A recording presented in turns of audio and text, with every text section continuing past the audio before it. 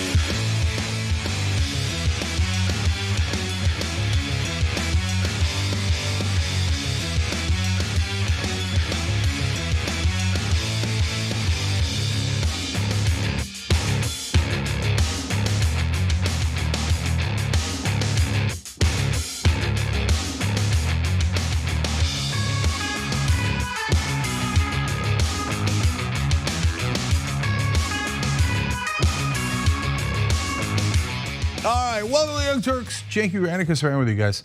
Lovely Monday evening across the country. It's all right. Could have been a dark Monday evening, depending on how the weekend went. We've got a lot of news about that. And we're going to explain things on today's show. We're going to explain. There's going to be lots of explanations. And then one of the top candidates for mayor and Democratic candidate for mayor, i.e. the party that's going to win in the city of Chicago, we're gonna is have going a great to join interview. us. Great interview. It's going to be a great interview, guys. The best interview. Best explanations. The likes of which you've never seen before. Okay. Stories surrounded by interviews, big interviews. All right, you get it. You get it. Let's keep going. But we begin with what is unquestionably the biggest news story of the day, the biggest news story of the weekend, the collapse of Silicon Valley Bank. Increasing fallout following the historic collapse of Silicon Valley Bank. Are you an Etsy seller and didn't get paid today? Neither did I. The demise of the nation's 16th largest bank and once a titan in the world of tech startups, wreaking havoc, including for sellers who use e-commerce site Etsy. The company acknowledging some users aren't getting paid because it distributed money through SVB. Silicon Valley Bank, where many tech startups had deposited their money and did their banking, collapsed over the weekend and is now taken over by the FDIC. The federal government has stated that all depositors will be made whole, including those who had more than the FDIC insured $250,000 deposited in the bank. And I'll explain why they made that decision in just a moment, including why the bank collapsed in the first place. Now, it's important to understand that there's a difference between taking care of the depositors and bailouts for the investors for the bank.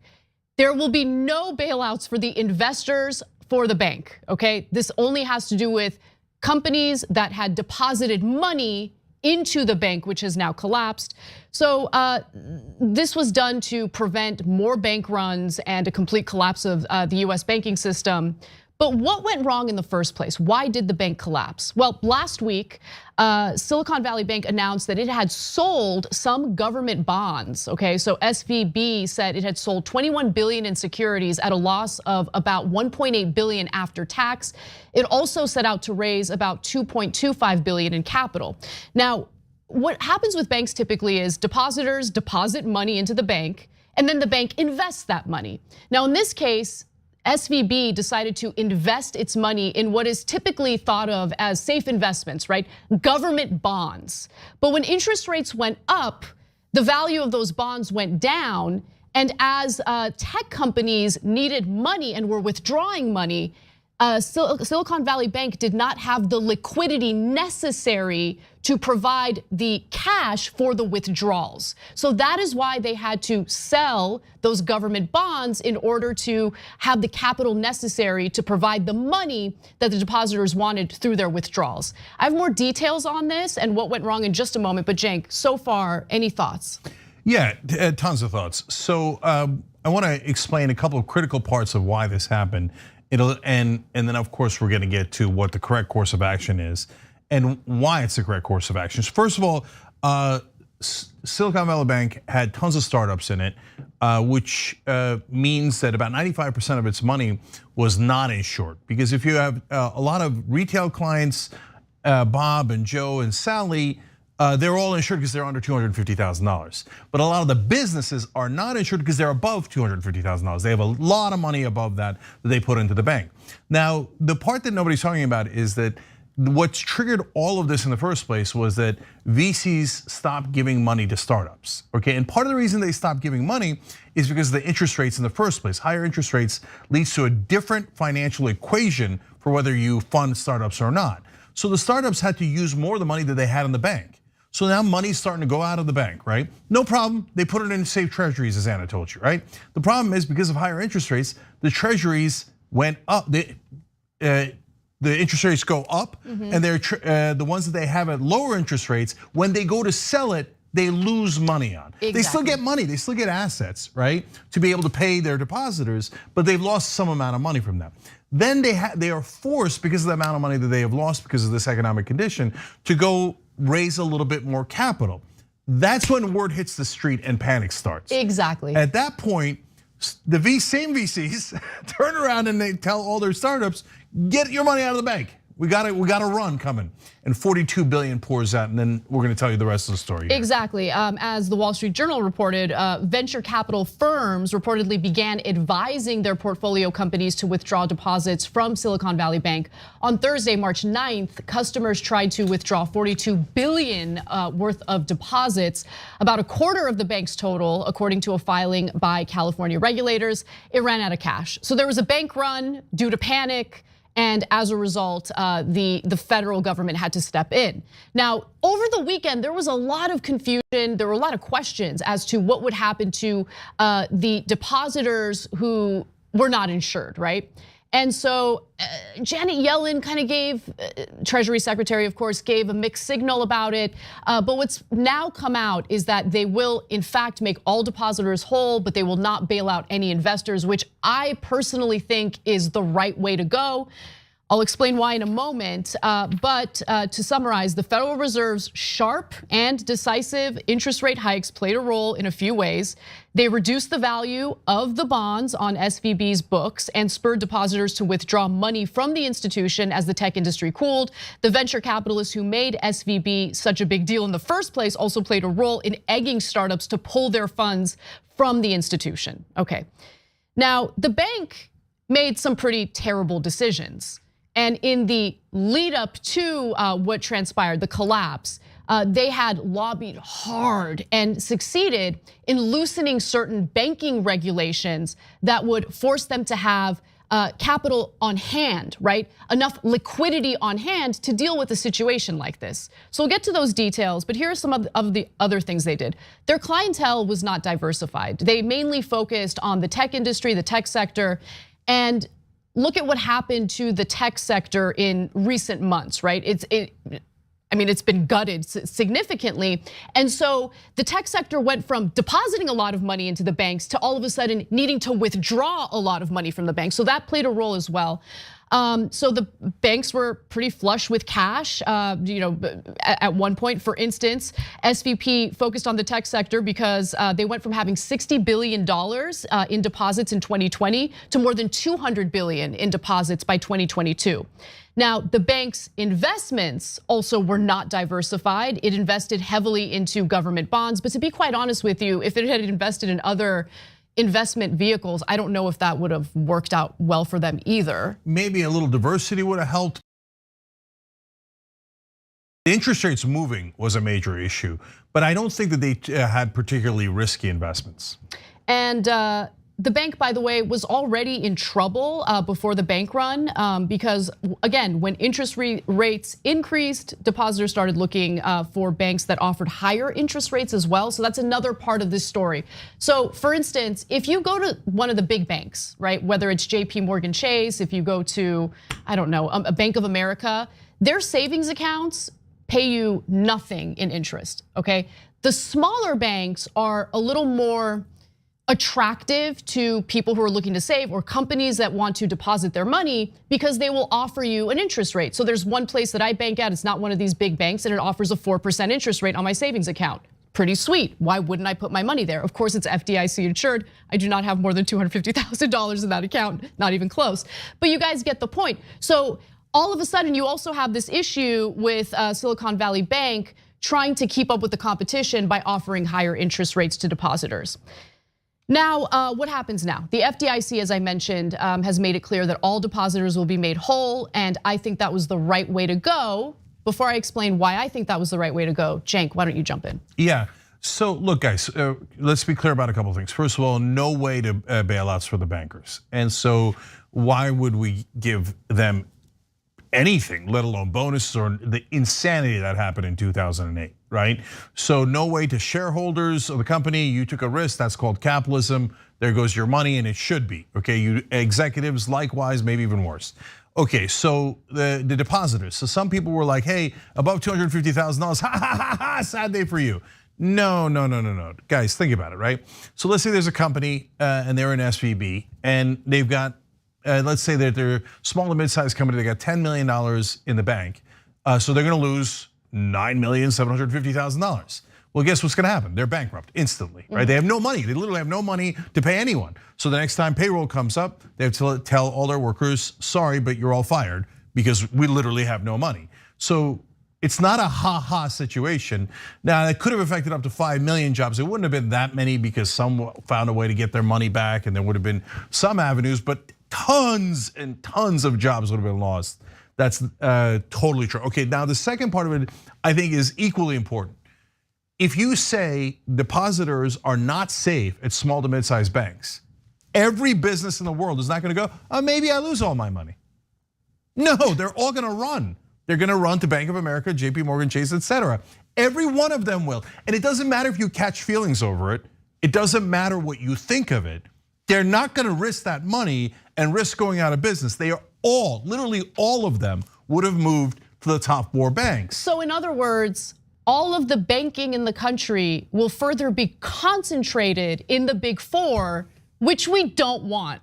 Okay, no, guys, anyone arguing that we should have done that doesn't understand anything. I'm sorry, but it's true. You want JP Morgan Chase, Bank of America, Citi, etc. to be even larger? You want them to be these giant conglomerates that have almost all the money and power? Are you out of your mind? If you didn't guarantee the deposit of money, that is a law of mathematics and business. There is no question it would have happened. So as people were like cheerleading it, I'm like, no, are you insane? Don't do that. That is so counterproductive. And a lot of it was driven by emotion. Emotions I understand, by the way, because these guys rip us off and they deregulated. Right. They pushed for deregulation. We're gonna talk about that later in the show. But it was egregious what they did. And but punishing the depositors would have been totally counterproductive. And it's easy to get caught up in labels that trigger certain connotations, right? That I totally understand. So we're talking about tech startups. So you think tech startups, you think bank, you think everyone's a bad guy and everyone should be punished, including the depositors. I disagree with that. In fact, a lot of these startup companies, like Etsy, for instance, if Etsy were to go under as a result of this, well, think about how the vendors on Etsy, these are not millionaires and billionaires. These are people who are selling their handmade stuff or selling vintage clothing or whatever it is. I don't think they should be punished over the deregulations that were passed by our government, which allowed for the banking system and this bank in particular to avoid having the capital on hand, the liquidity on hand to deal with the situation like this, right? I don't think the depositors should be punished. And I'll give you an example of what some of these workers would have to deal with, right? A lot of Etsy workers had to deal with some big questions today. I wanna go to this video so you know exactly what I'm talking about. Etsy used SVB to facilitate some of its payments to sellers. Now, the company telling Yahoo Finance that it, quote, recently experienced a delay in issuing payments to some sellers. I'm freaking out. Those funds feed my family and pay my bills. Amanda Nielsen runs her handmade soaps business through Etsy. Seems a little unfair, doesn't it? It does seem unfair, it really does. She says she's no longer receiving deposits, though Etsy says it expects to pay sellers via other payment partners within the next several business days. I had no idea this was gonna affect me. Yeah, so I don't know how it would be beneficial in any way to advocate for something that would destroy the livelihoods of ordinary people. And the depositors didn't take risky bets, right? The depositors just deposited their money in a bank that they unfortunately trusted. And because of deregulation and because of the behavior and the poor management of the bank, they collapsed. And so that's just where I'm at. And I agree with you, Cenk. Any investor into the bank should not be bailed out. And there is no argument from the federal government that any of them will be bailed out. The other thing I want to just quickly mention, because I think it's important, is how the Federal Reserve is stepping in, because that is a little concerning. So the central bank, let's go to graphic 6 here. The central bank said that it would make additional funding available to banks through a new bank term funding program, which will offer loans of up to 1 year to banks that pledge US Treasury securities, mortgage-backed securities, and other collateral. Up to $25 billion from the Treasury's Exchange Stabilization Fund will backstop the Fed lending program. Many of those securities have fallen in value as the Fed has raised interest rates. I mean, we just talked about that, right? The terms would allow banks to borrow at 100 cents on the dollar for securities trading potentially well below that value, potentially putting the government at risk of losses incurred by banks. Critics said the move would essentially offer a backdoor subsidy to bank investors and management for failing to properly manage interest rate risks. And I think that read of it is correct. What do you think about it, Cenk? Yeah, so look, the Fed's been doing something really questionable for a long, long time. This is a tiny, tiny percentage of it, but overall I'm worried about the general movement that the Fed is going in. So in the old days, the Fed's already a black box, right? So it's run by the New York Federal Reserve, which is run by the biggest banks in the country. And so they wind up printing money and giving it to themselves over and over again. They get, in the past, until the interest rates started going up, they'd get money for almost nothing. And then they charge you an interest rate for the loans and they make the difference. It's free money, it's unbelievable, right? So, but now they started doing something more dangerous in around 2008 when the crash happened. They started buying things. The Fed buying things makes no sense. And I've had every expert in the world on this show and asked them, and they all go, I don't know what it means either. I mean, Nomi Prinz has written about this extensively. She has done many talks about this that you can watch on YouTube. It's a disaster what the Fed has been doing. But anyway, continue. Yeah, so they buy things, but they sell them. And so every once in a while, they'll come out and say, hey, you know, AIG, we got all of its assets, we paid people, but we sold it many, many years later and we made money on it. The Federal Reserve made money on it. Yeah, but if the Federal Reserve can make money on something, you could lose money on something, right? And now it's got trillions of dollars on its balance sheet. I don't even understand what it means to have a balance sheet for the Federal Reserve. And by the way, neither does any expert in the world, okay? So what that means is if the Fed winds up losing a ton of money, what does that do to the dollar? What does that do to the economy? Since it's a black box that kind of prints its own money, no one knows. And it's the last backstop. And Ray Dalio, one of the greatest investors of all time, was here and he told us the Federal Reserve is the very last stop. If something goes wrong with the Federal Reserve, it's basically an absolute international calamity where everything melts down. So they're playing a pretty dangerous game over there. Now this one is treasuries, which eventually go to them anyway. So if they just wait for those to come due, they almost by definition get their money back. So it is very unlikely for them to lose money in this case, but that doesn't make the general concept okay. I'm gonna wait and see how it plays out in this case. What I've seen from the Federal Reserve so far, especially following the 2008 economic collapse, has been so incredibly damaging to the economy, has led to an explosion of inequality in our country. And I just don't trust Jerome Powell. I don't. I mean, he has made awful decisions that have honestly provided all sorts of favors to his buddies. And at the same time, I mean, has done nothing to really help the American people. Well, he, by the way, simultaneously and transparently says that he's increasing interest rates to increase unemployment. Yeah, so look, I think it's complicated. And I think that whether it's Jerome Powell or anyone else, they're just gonna do whatever the big banks want. The big banks run the board, right? So is everybody happy about them raising interest rates? No, a lot of business interests don't want them to raise interest rates. So he's going against business interests a little bit. So that's why it's complicated, right? But he could be cooling the economy too much and he knows that it's gonna create unemployment and he's okay with it. And so when Trump was in office, he pressured the Federal Reserve, pump up the economy, pump it up, right? So lower interest rates, just go nuts. Well, now we're paying some of the problems of that. It's come due, and so now he's cooling it down, which means the economy will slow down, and that's going to fall on Biden's lap, especially by 2024 election. So these are all complicated issues, but the bottom line in this particular case, and by the way, let me just say before the bottom line, some people are like, oh yeah, you guys have money at SVB. No, we don't. And by the way, I'm just telling you the reality. No, we don't, right? But like, if we did, what did we do wrong?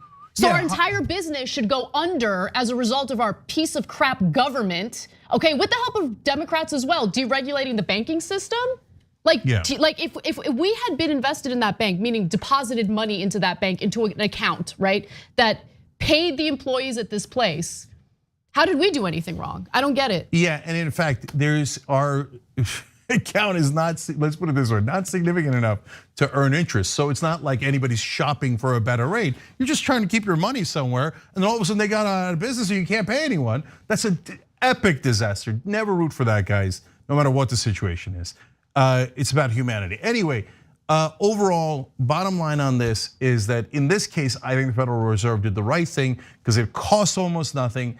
It is treasuries, which normally go back to them anyway. It's a rare case in that situation. It was right to save the depositors, but guys, most importantly, do not lose sight of this. You lose those small and mid-sized banks, and the big banks are going to be a colossus we cannot deal with. They're going to have too much money and power. They're going to rule the whole economy, and that is a terrible outcome. So thank God we dodged that bullet in this case. We got to take a break. When we come back, we're going to have an interview with one of the mayoral candidates for the race in Chicago. It's going to be a great conversation. Don't miss it. We'll be right back.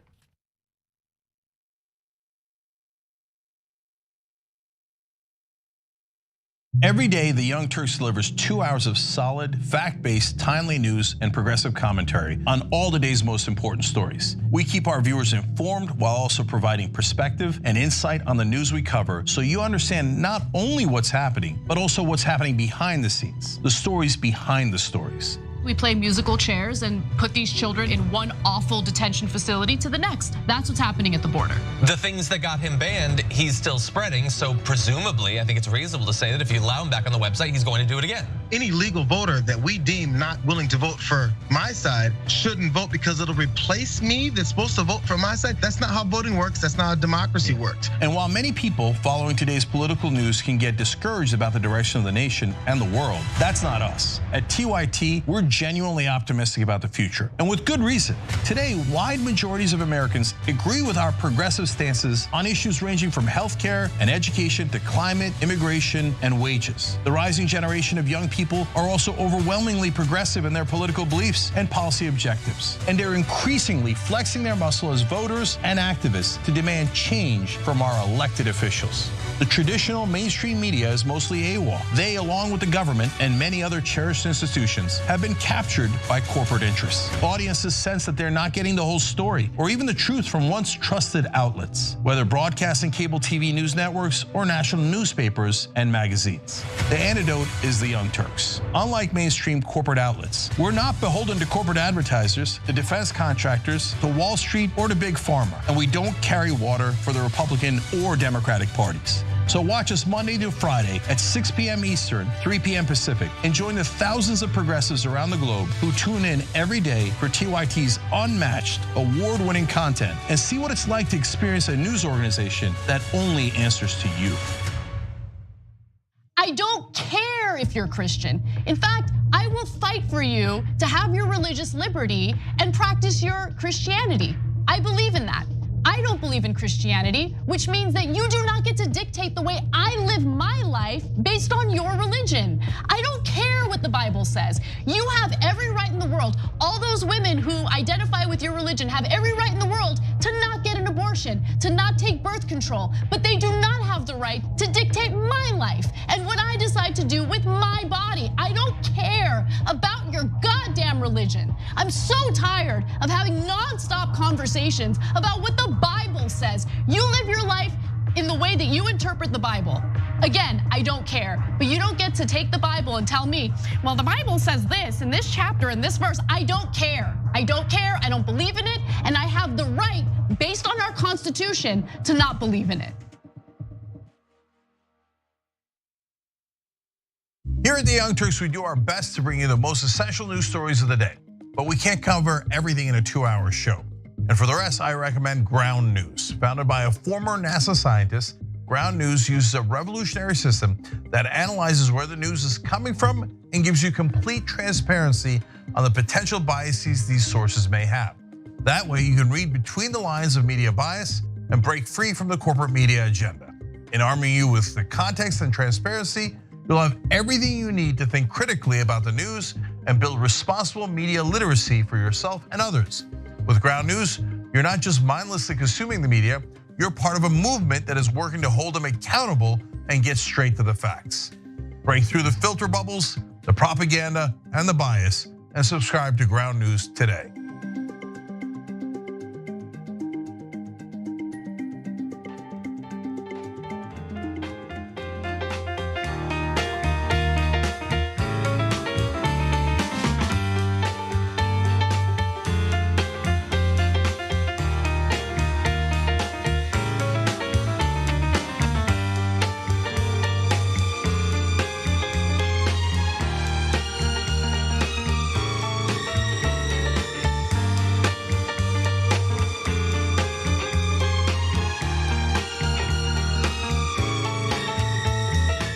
on TYT. Cenk and Anna with you guys, and also Terry Poole and Annika Saunders, who are American heroes who just joined, including Chris Birch, another hero, gifted 5 Young Turks memberships on YouTube. We appreciate it, brother.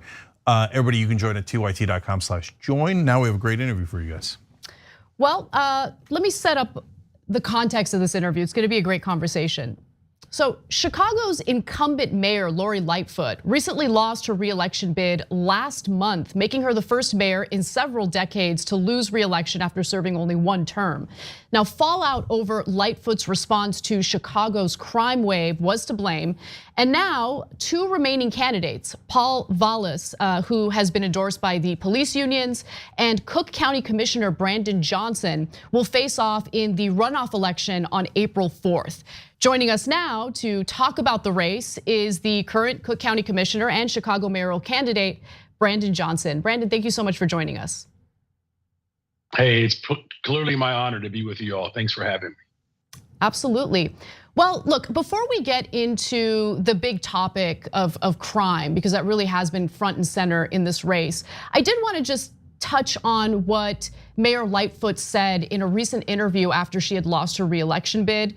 When a reporter asked her if she had been treated unfairly, she said, quote, "I'm a black woman in America, of course," which I thought was a strange thing to say considering one of the candidates for the runoff election is a black man and she was elected into office just 4 years ago. Did the electorate in Chicago change that significantly?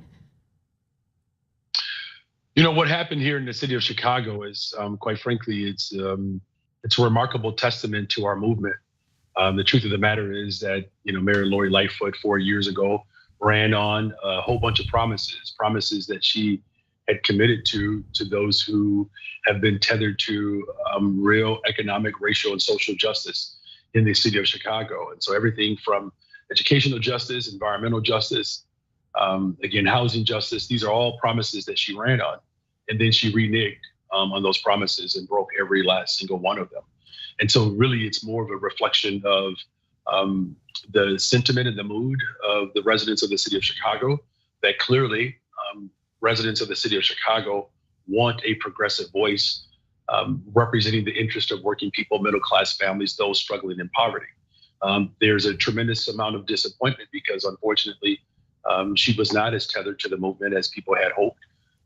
And because she wasn't as tethered to the movement, she was not obligated to actually live out those promises. And we've turned the page and we're prepared to move forward now. Right, and one thing I'll say before I go to Cenk, one of the things that I've been seeing in the press in regard to feedback, criticism about her leadership is allegedly her progressive policies have led to a spike in crime, but she was anything but progressive in terms of her response to crime. In fact, she bolstered the police budget. I think Chicago has one of the highest police budgets in the country, over $1 billion if I remember correctly. But I just wanted to give that note to the audience before I toss to Cenk.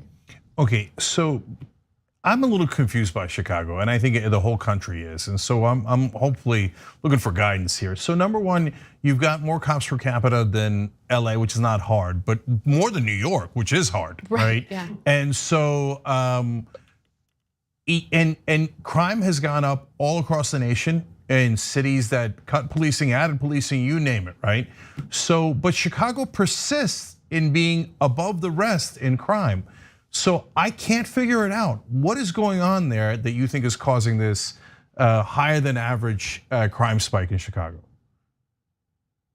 Well, look, it's a very serious problem. First of all, the crime in the city of Chicago, unfortunately, has really gone on unaddressed for a very long time. And my wife and I, we're raising our children in the Austin community. It's a community on the west side of the city of Chicago, and it's a beautiful community. We love living here, and it is one of the more disinvested communities. And as a result of that, it is a more violent neighborhood. In fact, it is one of the most violent neighborhoods in the entire city.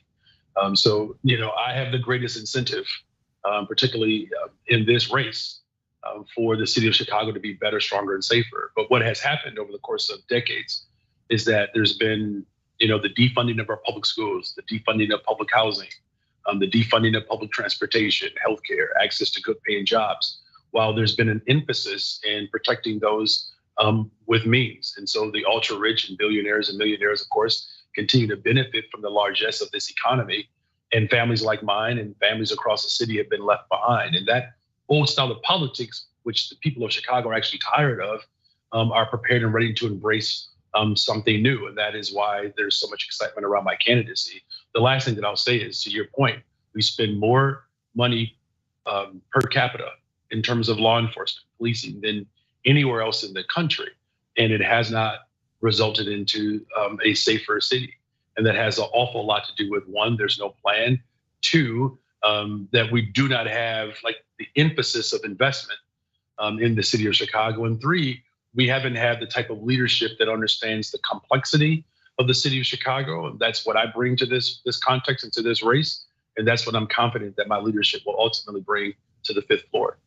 Well, to your point about police funding, what has been incredibly frustrating, for me at least, is just seeing the conversation stay on the topic of like the amount of money as opposed to how the money is spent and whether there is effective policing, right? So it's not about the number of cops or how much money you're funneling into the police departments. It's about whether or not the policing is effective, and clearly it's not effective, right? Whether you're talking about a place that temporarily defunded the police and then refunded the police, whether you're talking about a place like Chicago that never defunded the police, in fact, only continued to increase the police budget, you're seeing the same trends. There's obviously something broken with policing, but you keep talking about a holistic approach. So I wanna kind of take a step back.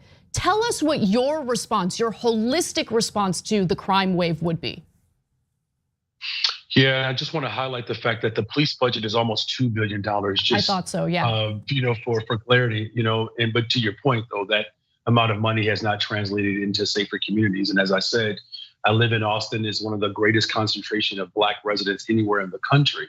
And combined over the last 4 years, there are more homicides in the neighborhood in which I'm raising my family than neighborhoods combined in the more safer, so-called safer communities that are obviously more white and more affluent. So, to your point or your question around a holistic approach, you have to have smart policing. I mean, the fact of the matter is, one, we're not solving any crimes in the city of Chicago. Our clearance rate is absolutely abysmal.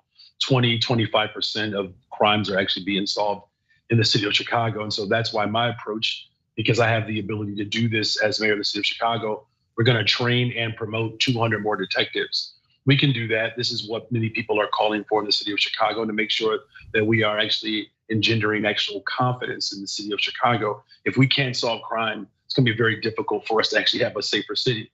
But two, we're going to actually implement with all expediency the consent decree. The consent decree on a very baseline is calling for just more research in our institutions to provide platforms for the type of policies that actually have to be implemented in order for us to be a safer city. Three, we have red flag laws on the books, right? These are laws that are not even being enforced. So people who have guns that should not have guns are still getting on the streets. It's very juxtaposition to my opponent, who is supported by an ultra billionaire who is connected to Citadel, and their entire project is to produce more guns and put more guns on the street. But here's the important part. We also have to get at the root causes of violence in the city of Chicago. There's a policy that I'm going to pass within the first 100 days of my administration. It's called treatment, not trauma. It's going to provide EMT, social workers, mental health crisis professionals on the front line to respond to ultimately 40% of the 911 calls. 40% of the 911 calls that come through are actual mental health crises calls. And so we are asking officers to attempt to do their job, right? Mm-hmm. While also asking them to do someone else's job by freeing them up to actually focus on where the more violent crimes actually take place, and putting EMT and social workers and counselors on the front line. That in and of itself will solve some of the dynamics that we're experiencing in Chicago. So let me jump in on that because that is a proposal that has played out in other parts of the country, including Los Angeles.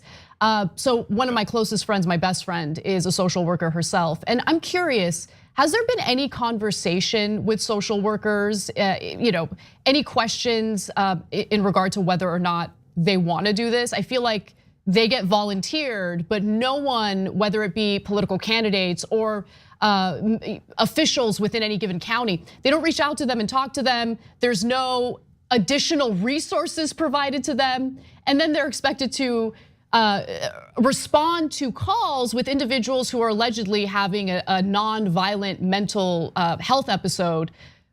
But sometimes it is violent. They're not getting paid extra for it. There's all sorts of issues and questions that don't get answered ahead of time. And I think when you consider the workload that social workers are already dealing with, the insanely low pay social workers are receiving, it makes this question a little more complicated. So have you at all, looked into those issues?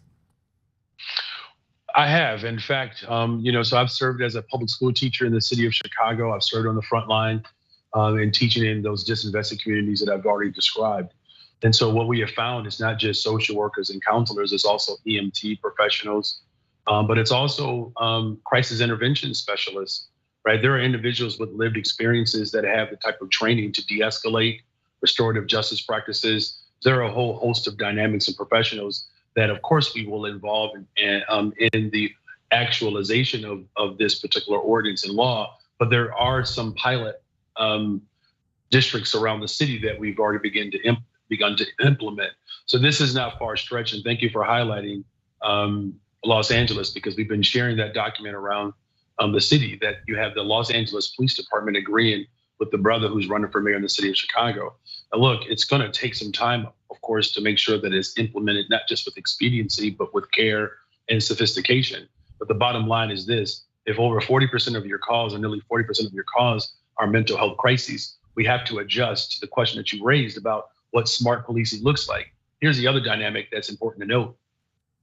Over 40% of the violent crimes that occur in the city of Chicago, it takes place in 6% of the city. Mm-hmm. We already know where there's a greater proclivity for the type of violence to occur, and it shouldn't be a coincidence or a surprise to anyone. Of course, the 6% of the communities are overwhelmingly Black and brown and poor communities that have been disinvested in. So this is about smart policing, but it also requires us to open up our mental health centers. The previous administration, under Rahm Emanuel's administration, I was a part of the movement that pushed back against him closing mental health centers. But I also fought this outgoing administration because she refused to reopen them, a promise that she made and a promise that she broke. And so it's a holistic approach. The last thing that I'll say is this too: I'm gonna double the amount of young people that we hire in the city of Chicago. There's a direct correlation between youth employment and violence reduction. And then we're gonna make them year-round positions. And I've looked into the eyes of young people who have been disinvested in, who feel less hope because they don't feel valued. Under my administration, someone who's been a teacher, an organizer, and a Cook County commissioner, someone who's been responsible for multi-billion-dollar budgets, I am confident that our investments in young people is the greatest return we can ever anticipate, because that's what safe American cities do around the country. They actually invest in people. That's what I'm gonna do as mayor. Okay, I want to ask one more question. So we're talking to Brandon Johnson. He's running for mayor in Chicago. There's only 2 candidates left now, and he's the more progressive of the two, very clearly so. So Brandon, to me, the number one issue in policing is the culture of policing. And that is a very tough thing to handle, right? So the culture affects several different things. One is the police abuse that we see sometimes, but it's not just that, right? So you've got the cops that target certain areas of town. It happens in every city, right? And they usually have a very rough way of handling things. And at the same time, though, they're not really solving crime. They're just there and they're doing stop and frisk, which the community perceives accurately so as basically picking on them. But the second part nobody ever talks about, they barely ever solve crimes, right? And so I don't know if you're having an issue there hearing. Yeah, I can still hear you. Okay, yeah. So we have both problems, but if you go to tell the cops, hey, you guys aren't really solving that many crimes, and you're busting heads, and the busting the heads doesn't work. I want policing, I want safety, but I want you to do it in a rational way, and that's a little harder. You're gonna have to work harder, you're gonna have to, et cetera. That is not going to be well received by the cops. They will hate you for saying that. So how do you solve that problem? Well, I mean, look, I think the bottom line is that I'm glad that you actually highlighted the history of policing, and particularly here in Chicago. We had over 100 men, mostly Black men, who have been exonerated because they were tortured and forced into false confessions. And look, I'm a social studies teacher. There's no secret of the history of policing in this country. It has been used as a tool that is deeply tethered, of course, in slavery. And so having those honest conversations is something that I have done as a Cook County commissioner, as a teacher, as an organizer. We've developed curriculum around, the nasty past of policing in the city. Look, you're not going to be able to solve this dynamic or bring real restorative justice if we're not being honest about how we got here. And when you have an opponent who is supported by the FOP, their leadership, who was supportive of the January 6th insurrection, that does provide a great deal of trepidation and concern within our communities. And so here's what I'm also confident in, though. I have served on the front line as a public school teacher. And when you show up to work every single day in some of the most difficult situations, doing your job as a teacher, but also being asked to do someone else's job as a social worker or a counselor or therapist, that type of burden is what has caused like a tremendous disruption within police relationships. And then this is why the consent decree is important, because implementing the consent decree will move us closer towards providing restorative dynamics within law enforcement and communities. And if I can just be even that much more blunt, is that, look, Black folks, brown folks call police more than most communities. And when they show up, there's some trepidation there simply because there's a dynamic that we have to be honest about and work towards restoration. And I'm committed to that. The other dynamic that I think is important to note, we have law enforcement, rank and file police officers who do not know who their supervisor is every day. I mean, we have supervisors who supervise the supervisor. That's like me showing up as a teacher, my principal is different every other day. How do you create a level of trust and accountability if we have not even figured out like who you're reporting to? So I know that's a very like loaded response, but it's the type of complete holistic approach that I'm going to bring to this dynamic and this conversation, and I'm prepared and willing to lead it. Brandon Johnson, he is running for mayor in Chicago. If you're a Chicagoan, definitely check out his campaign. The runoff election is on April 4th. Brandon Johnson, thank you so much for joining us. I really appreciate it. Oh, thank you. It's been my pleasure. All right, we're gonna take a quick break. When we come back, there's more to get into in regard to the collapse of Silicon Valley Bank. We'll talk about the greed behind the scenes, the deregulation that partly contributed to its collapse, and more. Stick around.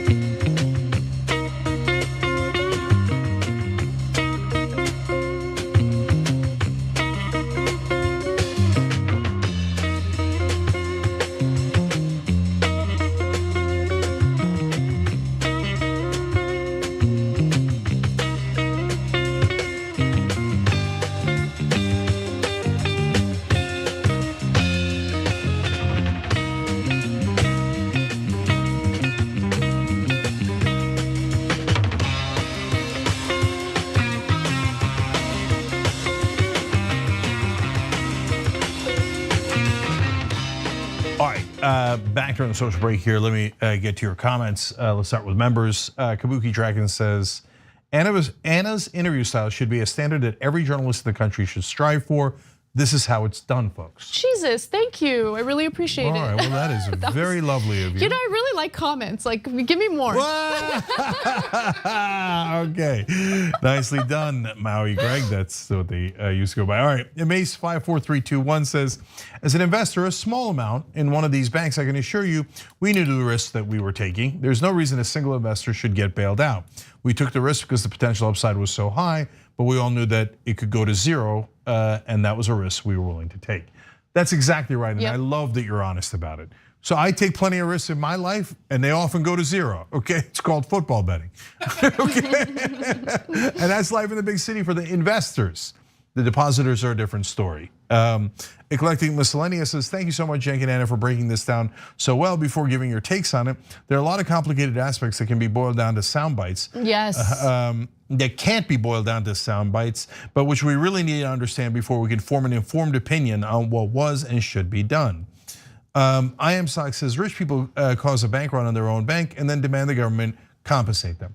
Well, half and half, right? So the VCs are the ones that probably you could blame the most for starting the run. And some do, and I've seen other VCs blame the VCs that started the run. So you're not at all alone in that, and there's a lot of people in the business community that blame them too. Ironically, and I don't have tons of love for VCs, okay, given some experiences. Anyways, but I'm not sure that I blame them that much. They're giving their companies a heads up, hey, you could lose all your money. It sucks, but I think you gotta withdraw it and bring it to the big banks. I'm not sure I blame them a lot for that. And they're not saying, hey, bail out my investment. The company's gonna work or not work based on other things, not based on whether they lose the money in the bank. Right, exactly. Like listen, if you were privy to the fact that where you're storing your money, whichever bank you're putting your money in, is so desperate for capital that they're selling bonds at a loss, you're gonna panic and you're gonna wanna withdraw your money from that bank. And that's exactly what happened here. Yep. Susie Greenberg writes, and thank you, Anna, for including social worker perspectives. As a social worker myself, I wish there were mental health crisis teams available to respond to situations, since sending police for a welfare check is horrifically problematic, okay? So a lot of different circumstances there, and sometimes you need police help, and sometimes the police help is counterproductive, et cetera. So thank you for being. I want the social workers to actually be part of the conversation instead of having politicians volunteer social workers on their behalf. Like, that's not okay. You get what I'm saying? I do. Yeah. Pendulous Dragon says, I want to give a shout out to Jeff Waldorf. I came across Jeff through TYT. He's a solid guy. Thanks for having us.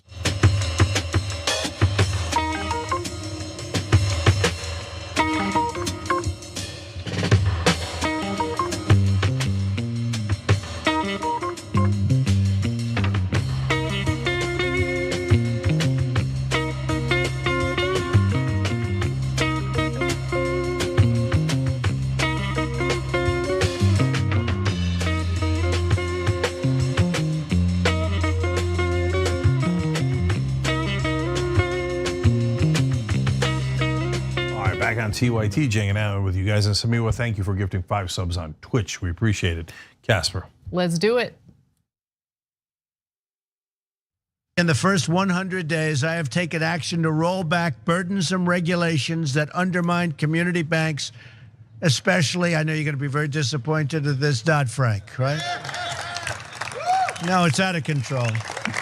And by the way, not only for community banks, for banks, period. We could take community out of that one, right? That was former President Donald Trump, who was president at the time, as he was bragging about deregulating the banking industry in 2018. Now he, along with corporatist politicians, and I want to be clear about this, from both sides of the aisle, Democrats and Republicans, had their sights set on deregulating the banking sector, and more importantly, loosening the weak regulations that were in place as a result of Dodd-Frank. That was the regulations that were passed after the 2008 economic collapse. Now, the 2018 video that we just watched is relevant today because the deregulation that he's referring to there partially played a role in what happened in the collapse of Silicon Valley Bank. Now, what do I mean by that?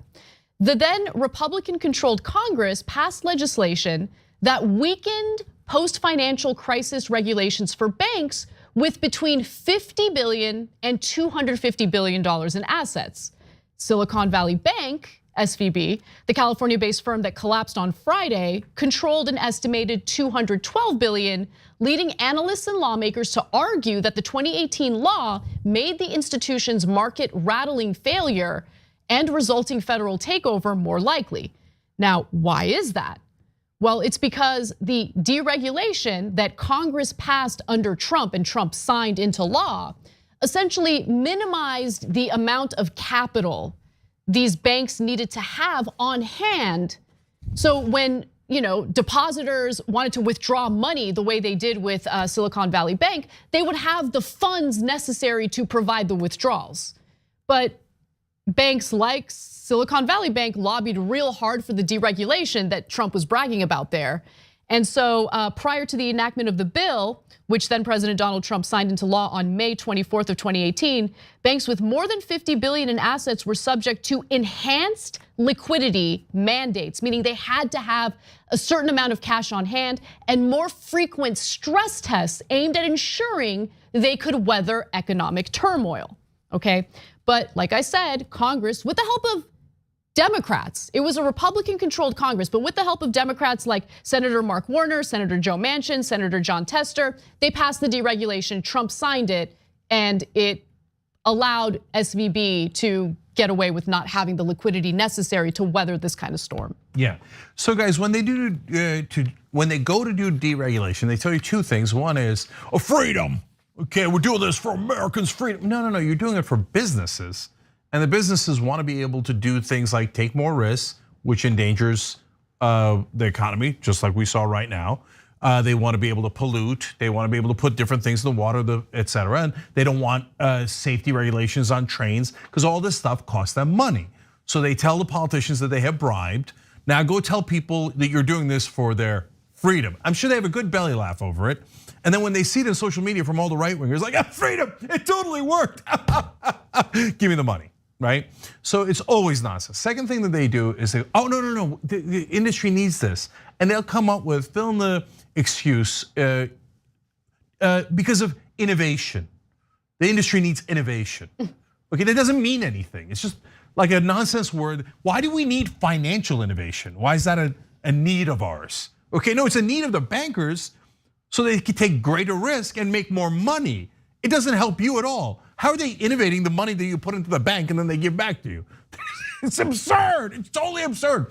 But as always, the thing that drives me crazy is mainstream media and establishment Democrats gaslighting you. Not now, but back when they were deregulating. 17 Democratic senators voted for that deregulation. Trump marketed it, he pushed it, he got it through. Hey, and look at that, by the way, there's no border wall, there's no nothing. But what was the thing that Trump got done? $2 trillion tax cut for the rich and deregulation for corporations and bankers. Bingo. Populist my ass. He's the world's worst populist. But the Democrats come in and instead of fighting him, they help him. Because there's only one thing that rules everything in Washington: the money. The money. It's not at all complicated. So any person in media telling you, no, the Democrats are honest, good people. And the money doesn't affect them at all. They just wanted financial innovation.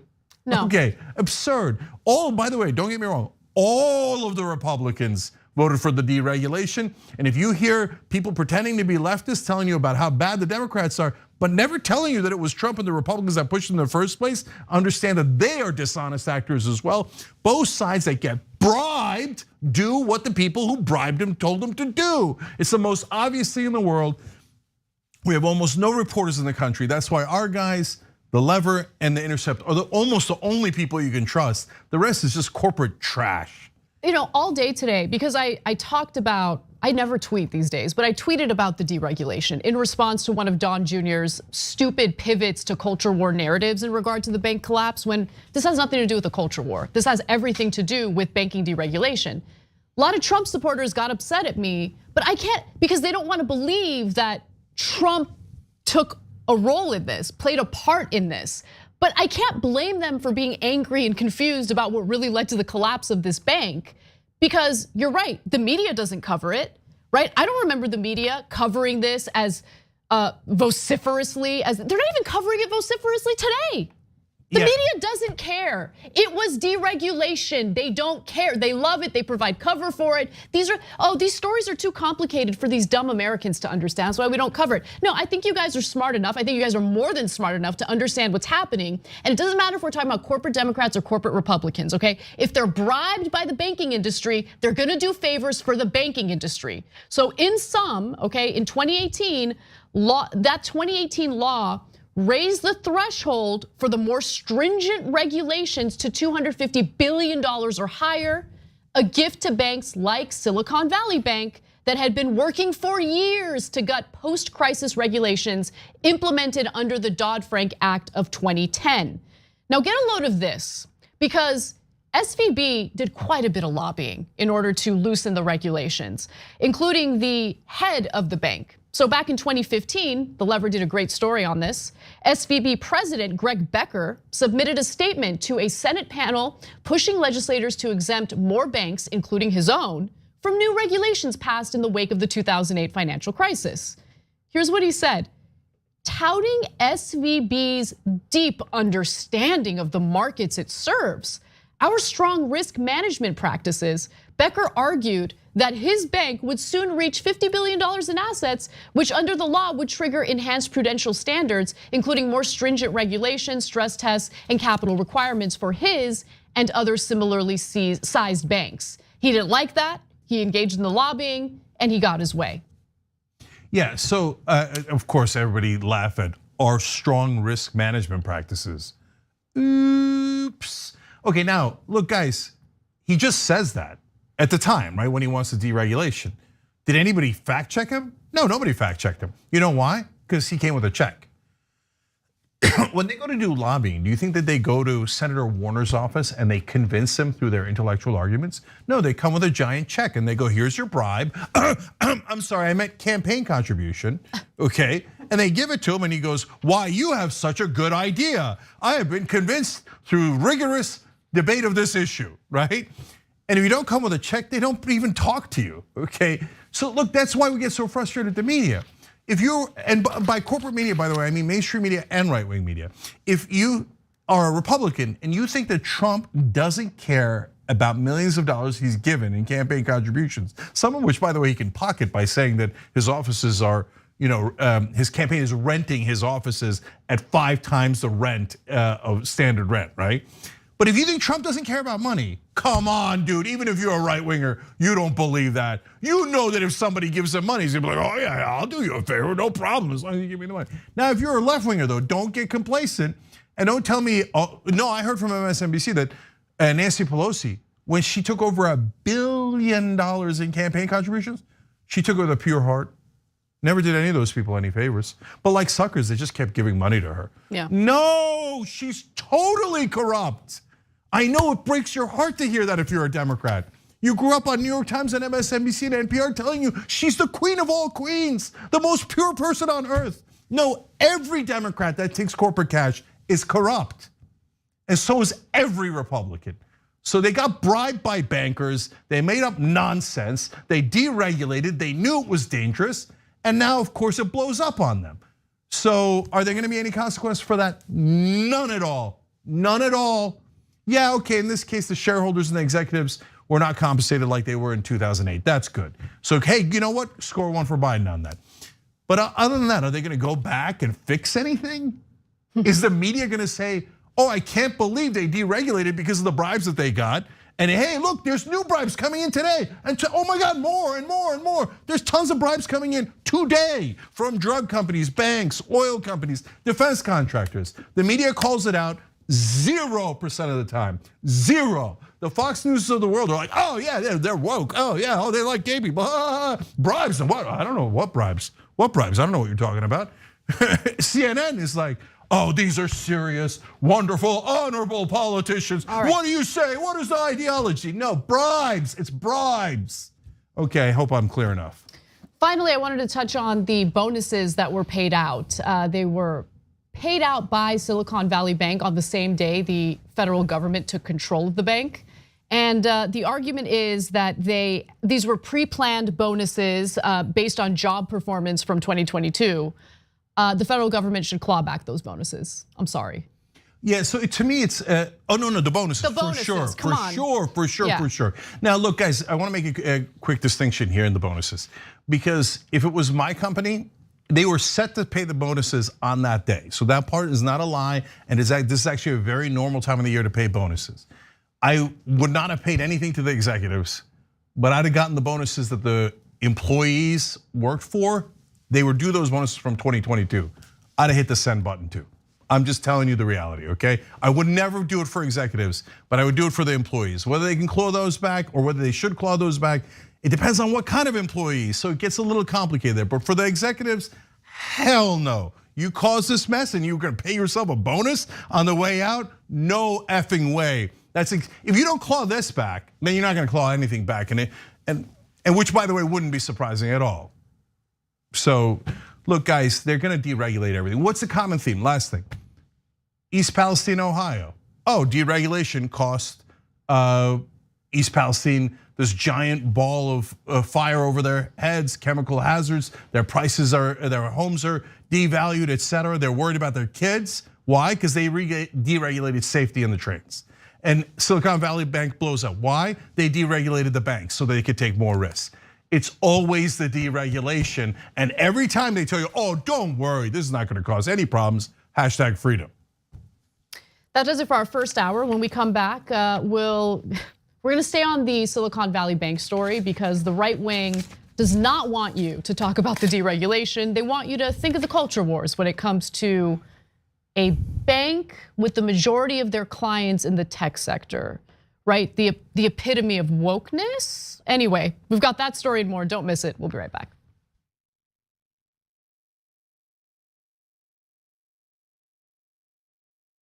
Every day, the Young Turks delivers 2 hours of solid, fact-based, timely news and progressive commentary on all the day's most important stories. We keep our viewers informed while also providing perspective and insight on the news we cover so you understand not only what's happening, but also what's happening behind the scenes, the stories behind the stories. We play musical chairs and put these children in one awful detention facility to the next. That's what's happening at the border. The things that got him banned, he's still spreading. So presumably, I think it's reasonable to say that if you allow him back on the website, he's going to do it again. Any legal voter that we deem not willing to vote for my side shouldn't vote because it'll replace me that's supposed to vote for my side. That's not how voting works. That's not how democracy works. And while many people following today's political news can get discouraged about the direction of the nation and the world, that's not us. At TYT, we're genuinely optimistic about the future, and with good reason. Today, wide majorities of Americans agree with our progressive stances on issues ranging from healthcare and education to climate, immigration, and wages. The rising generation of young people are also overwhelmingly progressive in their political beliefs and policy objectives, and they're increasingly flexing their muscle as voters and activists to demand change from our elected officials. The traditional mainstream media is mostly AWOL. They, along with the government and many other cherished institutions, have been captured by corporate interests. Audiences sense that they're not getting the whole story or even the truth from once trusted outlets, whether broadcast and cable TV news networks or national newspapers and magazines. The antidote is the Young Turks. Unlike mainstream corporate outlets, we're not beholden to corporate advertisers, to defense contractors, to Wall Street, or to Big Pharma, and we don't carry water for the Republican or Democratic parties. So watch us Monday to Friday at 6 p.m. Eastern, 3 p.m. Pacific, and join the thousands of progressives around the globe who tune in every day for TYT's unmatched, award-winning content and see what it's like to experience a news organization that only answers to you. I don't care if you're Christian. In fact, I will fight for you to have your religious liberty and practice your Christianity. I believe in that. I don't believe in Christianity, which means that you do not get to dictate the way I live my life based on your religion. I don't care what the Bible says. You have every right in the world. All those women who identify with your religion have every right in the world to not get an abortion, to not take birth control, but they do not have the right to dictate my life and what I decide to do with my body. I don't care about your goddamn religion. I'm so tired of having nonstop conversations about what the Bible says. You live your life in the way that you interpret the Bible. Again, I don't care, but you don't get to take the Bible and tell me, well, the Bible says this in this chapter, in this verse. I don't care. I don't care. I don't believe in it. And I have the right, based on our Constitution, to not believe in it. Here at the Young Turks, we do our best to bring you the most essential news stories of the day, but we can't cover everything in a 2-hour show. And for the rest, I recommend Ground News. Founded by a former NASA scientist, Ground News uses a revolutionary system that analyzes where the news is coming from and gives you complete transparency on the potential biases these sources may have. That way, you can read between the lines of media bias and break free from the corporate media agenda. In arming you with the context and transparency, you'll have everything you need to think critically about the news and build responsible media literacy for yourself and others. With Ground News, you're not just mindlessly consuming the media, you're part of a movement that is working to hold them accountable and get straight to the facts. Break through the filter bubbles, the propaganda and the bias, and subscribe to Ground News today.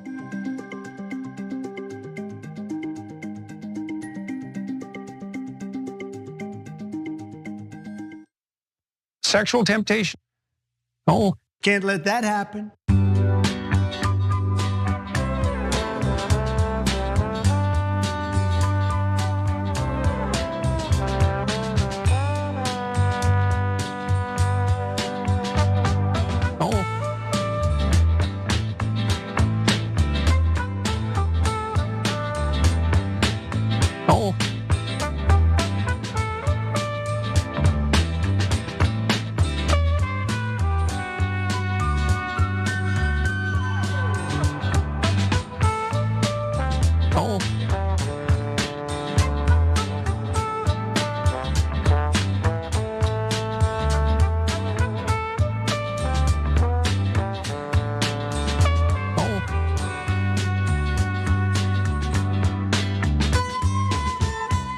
Back on TYT, Cenk and Anna with you guys. And of course, I forgot to check this real quick. And Robbie Nagy and Brian Livery, they all just became new members by hitting the join button below the video on YouTube. You guys are awesome. Thank you for doing that.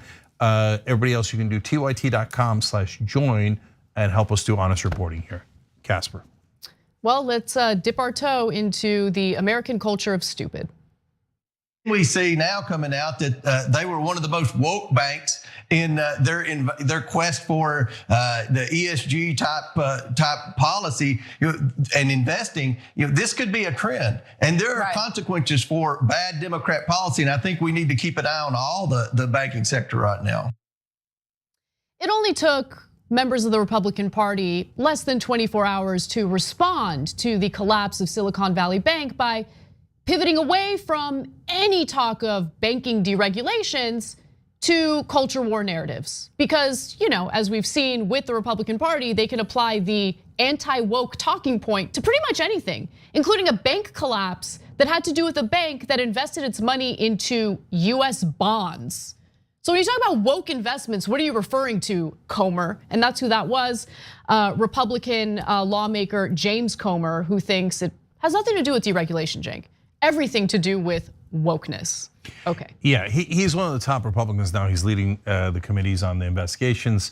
So I'm afraid of this idiot of idiots investigating SVB and going, well, I see the deregulation led them to take financial risks and then that wound up blowing up the bank. On the other hand, they like gay people. I think that's the problem. Okay, what am I gonna do? I mean, really. So look, nobody's this stupid. This is like one of the dumbest things ever said. It's because it's not a matter of intelligence or not intelligence. He knows what's going on. He's trying to distract you, right? Which Anna's gonna get into. Well, he's not the only one, because the business community loves deregulation. They don't want this banking collapse to lead to talk of legislation that would regulate them further. And so you have not only the Republican politicians who are funded, their campaigns are funded by the banking industry. You also have titans of business. You have people like the co-founder of Home Depot.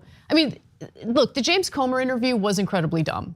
It sounded incredibly dumb. We know what he's doing. It's very manipulative. He's not actually that stupid.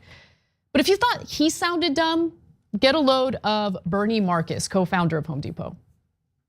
I think that the administration has pushed many of these banks into more concern about global warming than they do about shareholder return. And these banks are badly run because everybody is focused on diversity and all of the woke issues and not concentrating on one thing they should, which is shareholder returns. Instead of protecting the shareholders and their employees, they're more concerned about the social policies. The bank did not have enough liquidity to pay depositors as they were trying to withdraw money. That is what happened. By the way, the banking sector has also lobbied real hard to loosen regulations pertaining to the amount of liquidity or cash on hand they have in case there's some sort of rainy day or a little bit of economic turmoil, right? So, I mean, I want Americans, like greedy pigs in this country are gonna do what they're gonna do. My goal is to get ordinary Americans of all political persuasions to at least understand what is happening here. This is not a partisan thing, okay? This is not a Democrat versus Republican thing.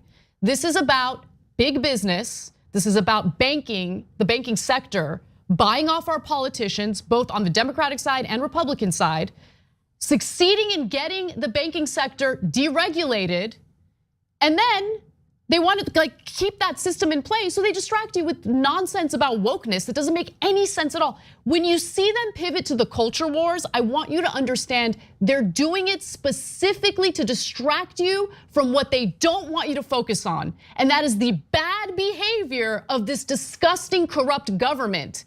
The same government that deregulated the banking industry after that weak sauce, regulatory bill, the Dodd-Frank bill that passed after 2008.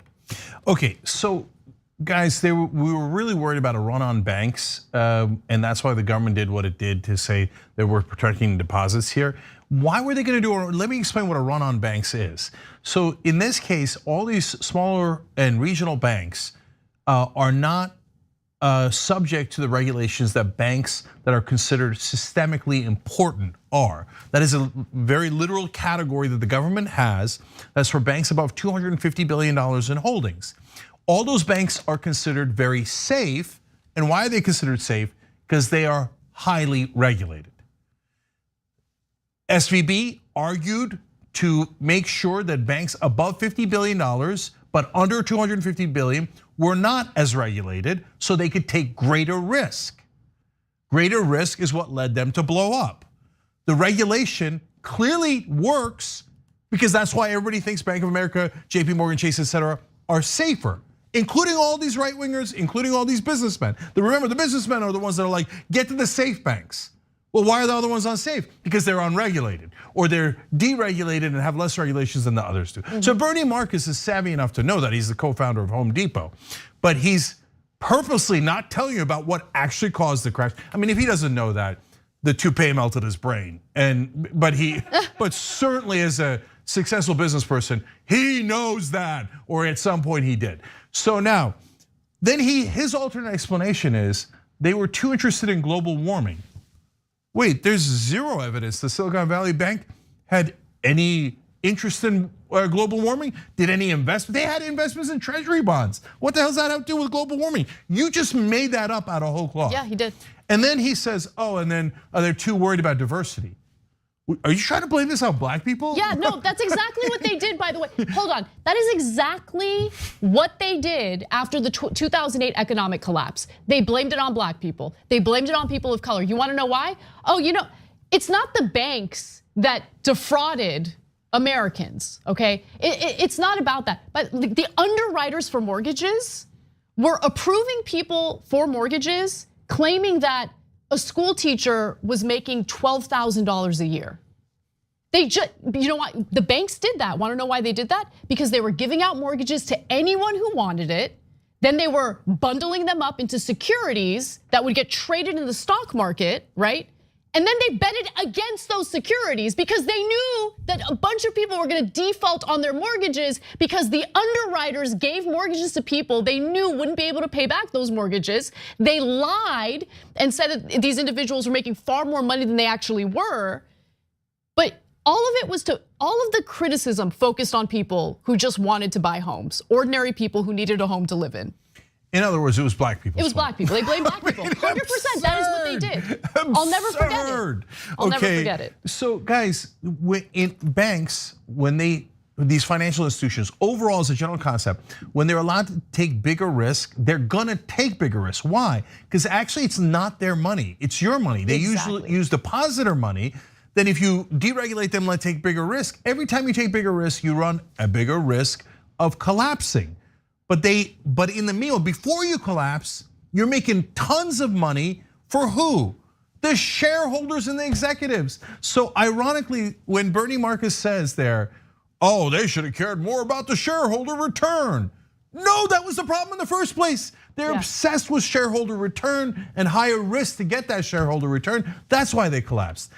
I don't know if Bernie Marcus has no brain left or he's the biggest liar in America, but that segment was absolutely ridiculous. Now I want to go to Don Jr. He might be the only one in this conversation who's legitimately stupid. He says, Silicon Valley Bank is what happens when you push a leftist woke ideology and have that take precedent over common sense business practices.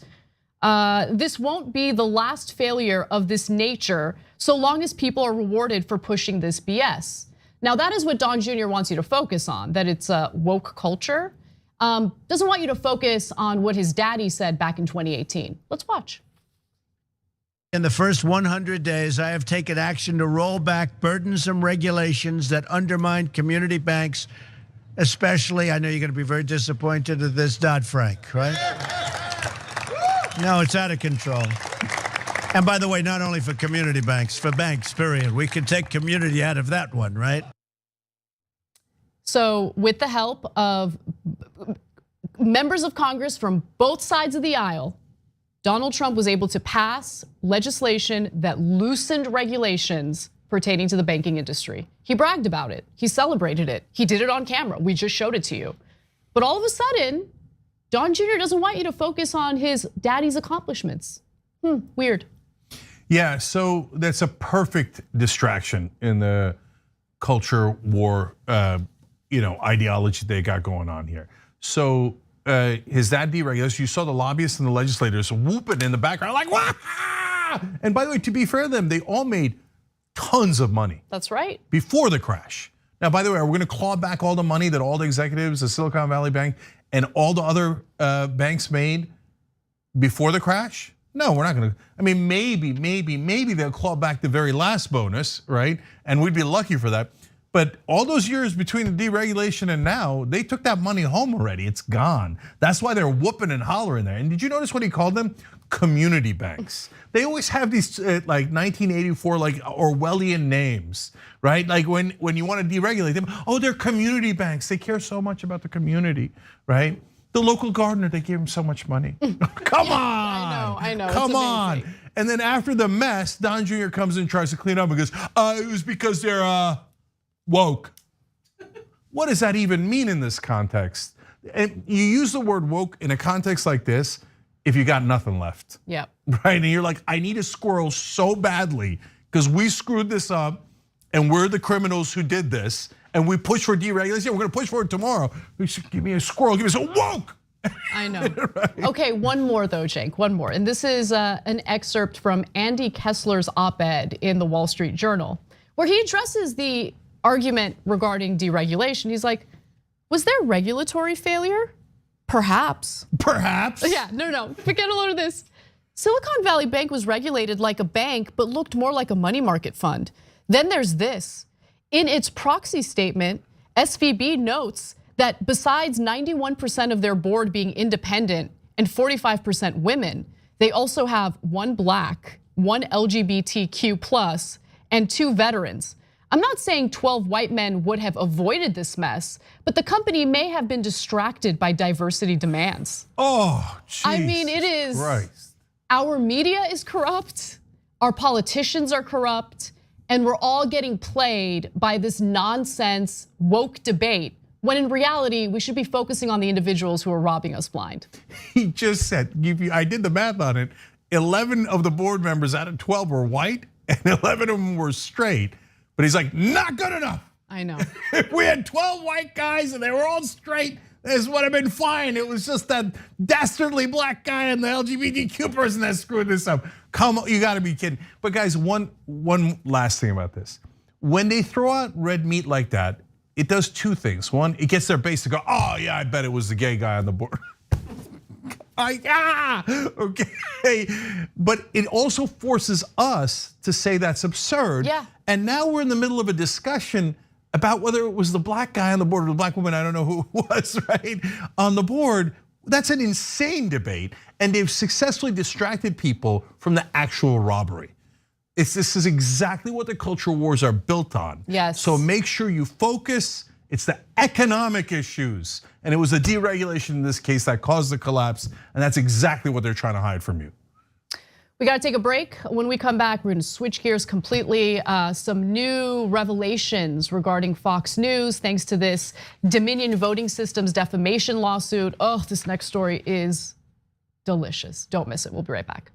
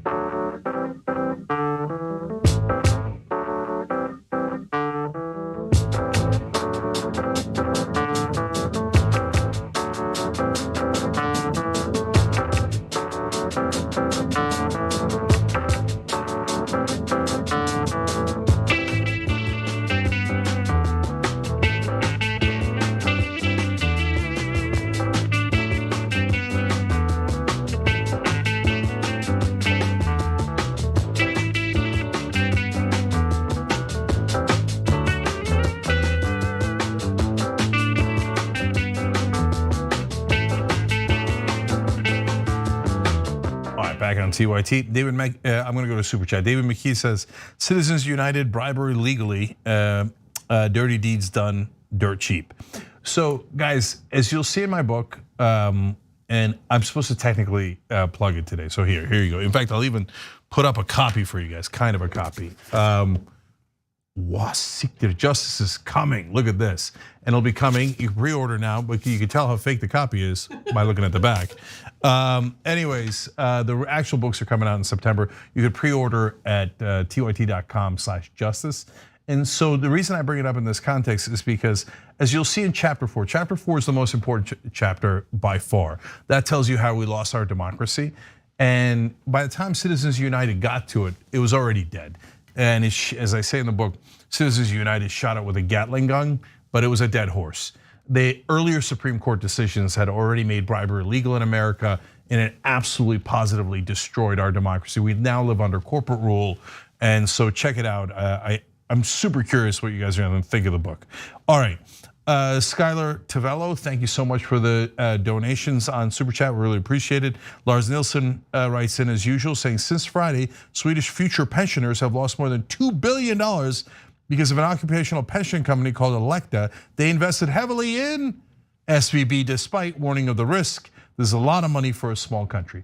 So when you say, oh, hey, who cares about the depositors? Pensioners in Sweden would randomly get hurt. We don't want to be callous about other people's suffering like the right wing is. All right, Brad Dave, great point, Lars. Brad Davis says, just want to say that I've really been enjoying Watchlist on TYT. JR is a really down-to-earth guy and a good host. I love that. That's exactly right. Watchlist is right before TYT. It's at 5 o'clock Eastern. You can watch it live right here, the same place you're watching us. Or you can go to tyt.com/live for our entire 7-hour straight lineup that starts with Damage Report. Or you could subscribe at youtube.com/watchlisttyt. youtube.com/watchlisttyt. Thank you, Brad. We appreciate it. The guy stopped in traffic the other day, got out, and yelled some things at me that were positive. That was a nice twist. And then said, say hi to Casper and JR. They do an amazing job. Terrence, I see you, brother. All right, Chris Birch wrote in. Anna Jenk rewatched The First True Detective. Russ Cole has a great quote on authoritarianism and religion. Pretty much everything he says I agree with. I know it's a show, but wow, great script, so great.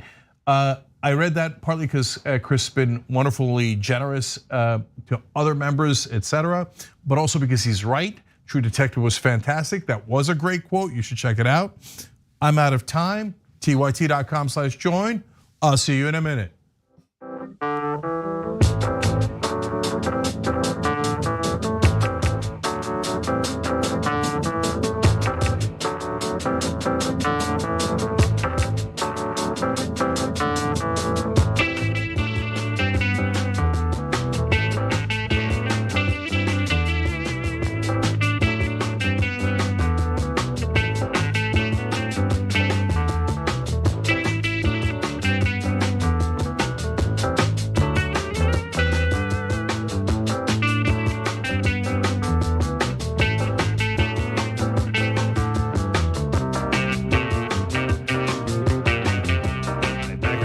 TJ and Anna with you guys news.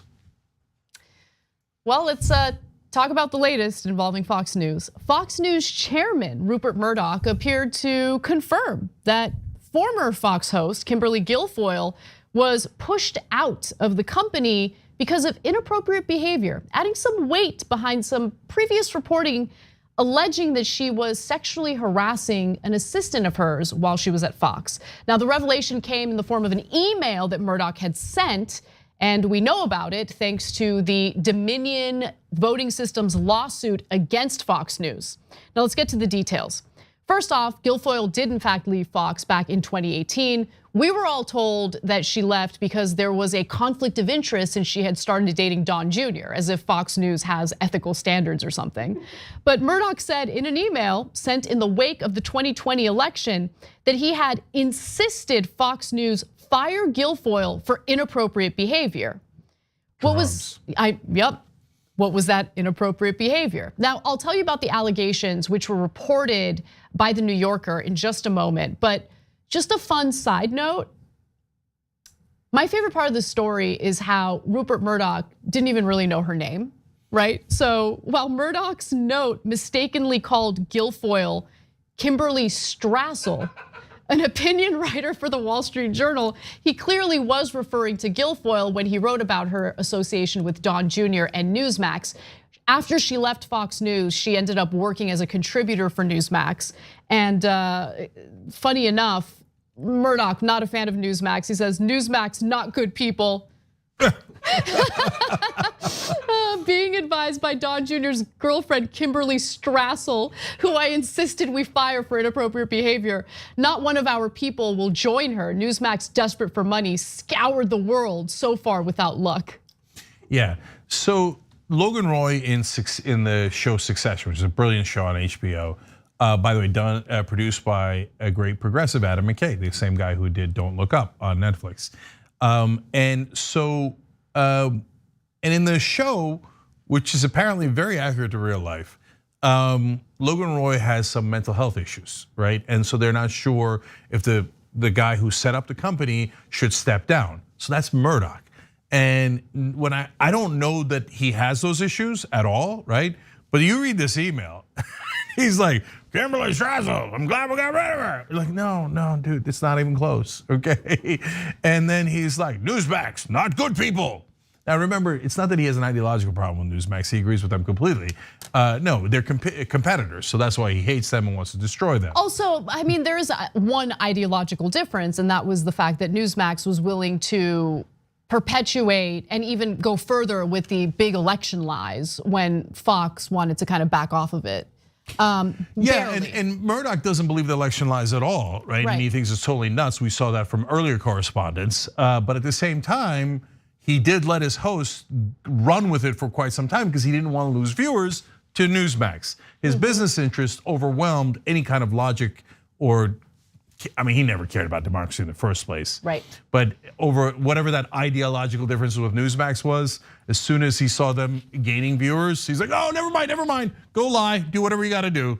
So let's get to the details of the allegations against Guilfoyle. As I mentioned, it was reported in the New Yorker. So reporter Jane Mayer detailed allegations in a 42-page draft complaint, which said that Guilfoyle showed lewd photos of male genitalia to colleagues, regularly discussed sexual matters at work, urged the assistant to submit to a Fox employee's demands for sexual favors, and exposed herself to the assistant while asking for a critique of her naked body.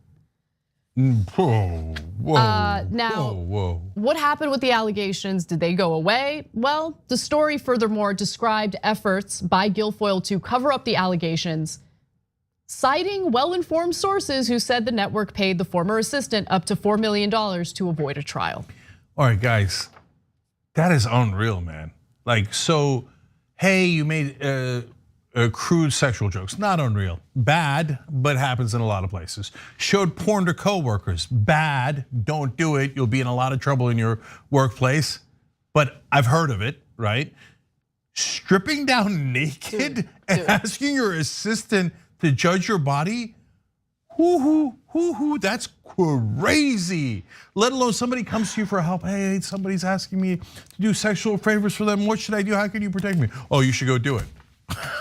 Okay, but the naked thing is, I've never even heard of that. No, it's crazy. It's crazy. Now, with the with the porn thing, it kind of depends. Hold on before you freak out, okay? If you're just working at a random company and there's really no purpose of it, and you're just a weirdo pervert who wants to show your colleagues porn in the workplace, there is no excuse for it. But in the context of like a news organization, I do that in quotes because it's Fox, right? There could be some instances in which it could make sense. Like today, we're gonna do a Jordan Peterson story in the bonus episode for our members that involves porn, a penis milking video. Which, okay, but like obviously when one of our producers pitched the story, I wasn't being sexually harassed. It's part of the story. You get what I'm saying? Oh, for sure. Yeah. And so there's two different ways of showing people penis pictures. The way that Alex Jones' wife does it, like she every once in a while will text him a penis and say, "You really like this." I'm not making that up. Those are texts from the trial that he was in. Okay, so that's a little bit more suggestive, right? Hey, there's a crazy story about Jordan Peterson being an idiot involving porn, that's different, right? But none of that matters because she's not a little over the line. She's like two states over the line. 100%, 100%. I mean, imagine your manager at work stripping naked and asking you to judge their body. That's not close. So that was so bad. Remember, Roger Ailes ran Fox News. Roger Ailes has a story of tons of sexual harassment and assault that he's done throughout his career. Once he took out his penis and chased a woman around his office. Oh, God. Okay? So these are the, but even Fox News was like, no, you gotta go, man. This is crazy.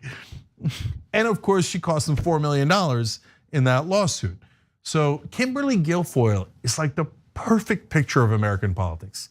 Originally married to Gavin Newsom, then found it more convenient to be right wing, goes to Fox News, finds a new boyfriend, Don Jr., okay? Always finding someone at the top. And either way, her celebrity increases, her money increases, has no bounds, doesn't care about anything, right wing, left wing, who cares? Where's the money? Where's the action? And she is generally celebrated. Well, let's move on to some more revelations from the Dominion lawsuit. Thanks to the Dominion defamation lawsuit against Fox, we now have even more evidence of Fox's personnel, I should say, privately doubting the 2020 election fraud lies that they publicly championed. Okay, so let's talk about what we know. Yesterday, the Washington Post published a detailed article about the role that Fox News senior vice president Raj Shah played in the network's internal civil war on that matter. Now, Shah served as the White House deputy press secretary and deputy assistant to the president from 2017 to 2019, meaning he was part of the Trump administration. Shortly after he left the Trump White House, he was hired by Fox News, where he served as an intermediator between the network and the White House. So basically a liaison of sorts. Now, in the aftermath of the 2020 election, Shah was tasked with managing the anger of Trump and his supporters over Fox's election coverage. The problem was that Shah, like many others at Fox, didn't buy the election fraud lies. So here is what we know based on the documents that have been released as a result of the lawsuit. As Rudy Giuliani railed about voter fraud from the lobby of the Republican National Committee's headquarters a few weeks after the November 2020 election, Shah let loose in text messages with his reaction. Quote, "This sounds so effing crazy, by the way," wrote Raj Shah, who had served as a senior aide in Trump's White House 2 years before his hiring at Fox. Quote, "Rudy looks awful," a deputy wrote back, prompting Shah to respond that he objectively looks like he was a dead person voting 2 weeks ago. They gotta give it to him. That guy at Fox News is funny. There's more though, there's more. Now remember, these are exchanges that are happening internally, right? They're making fun of Rudy Giuliani. They think the election lies are insane. But publicly on their broadcast, you get a different picture. Now, on the day after Tucker Carlson publicly challenged Sidney Powell, that was one of Trump's lawyers who was furthering all these ridiculous election lies. A Carlson producer weighed whether Carlson should devote time in his next show to Powell's claim that she had an affidavit that would link Dominion to Venezuela. Might want to address this, but this stuff is so effing insane. Vote rigging to the tune of millions? Come on, Shaw wrote.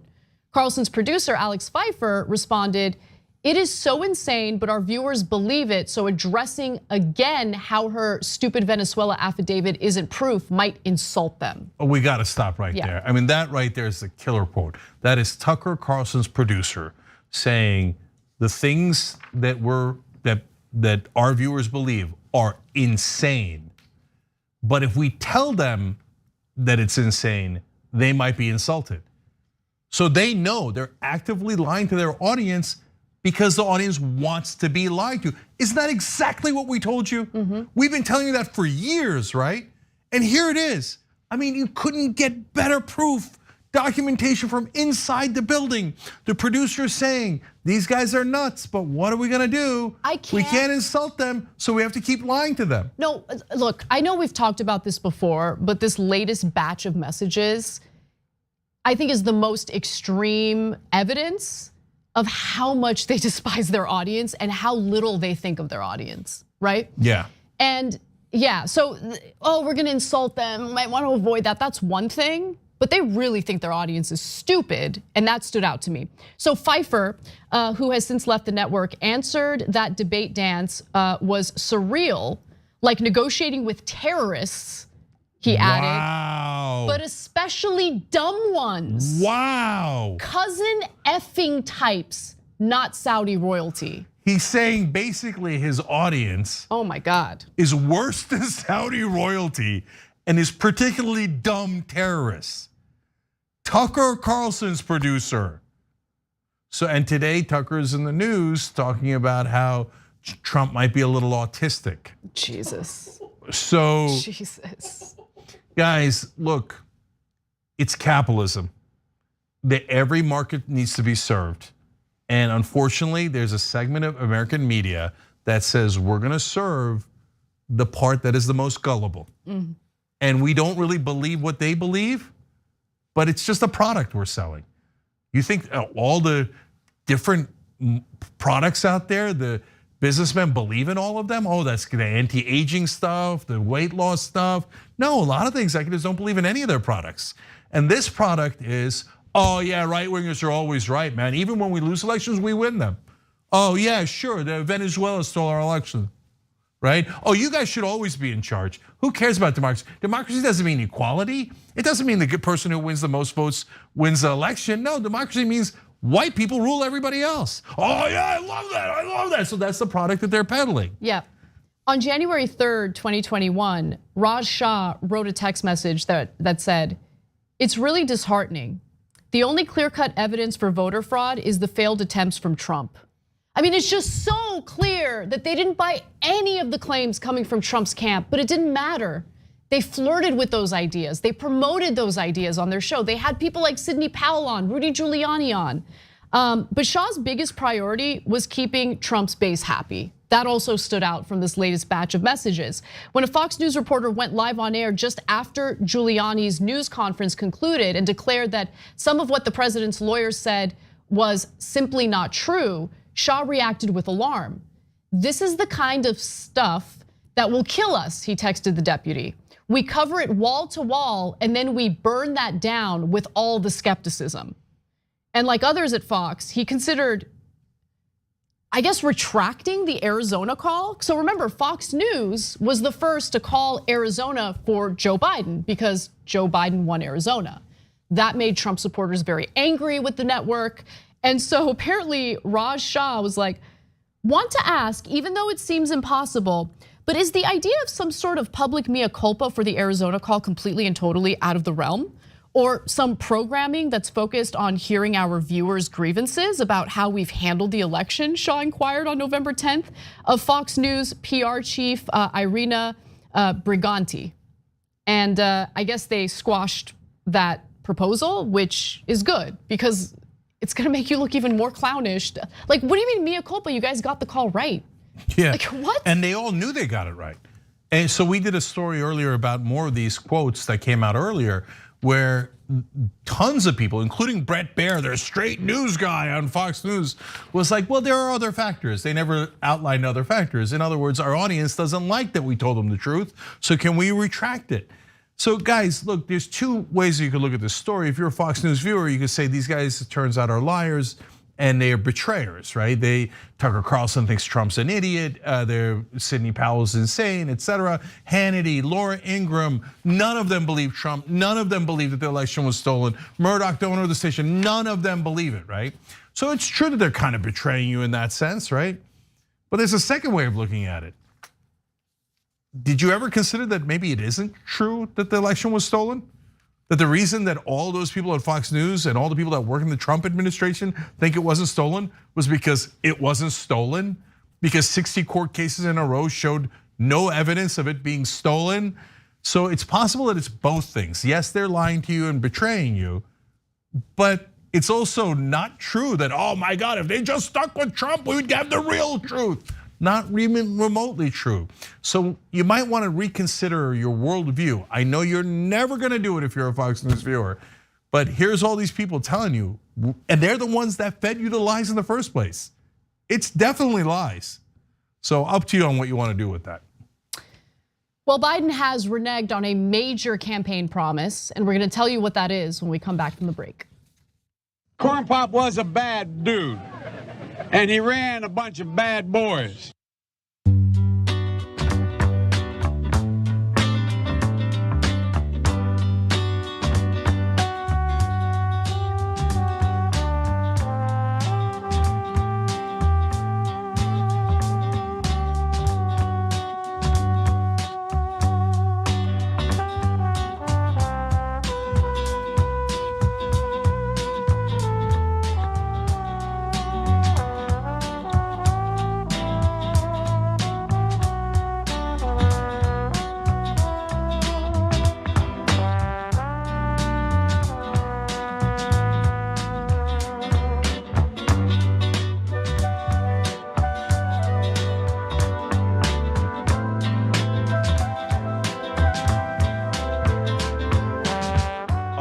TYT Social Break. All right, number one, Senator Nina Turner is going to be on Lever Time.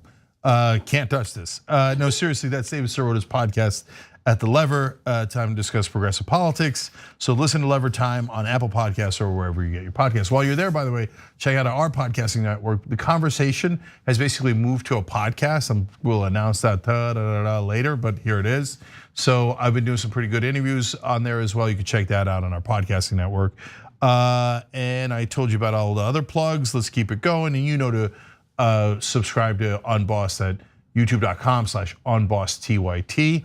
All right, we're going to members. Jenks Left Tricep to Fury says about a story earlier. Anna, when Trump supporters are angry with you, you're doing something right.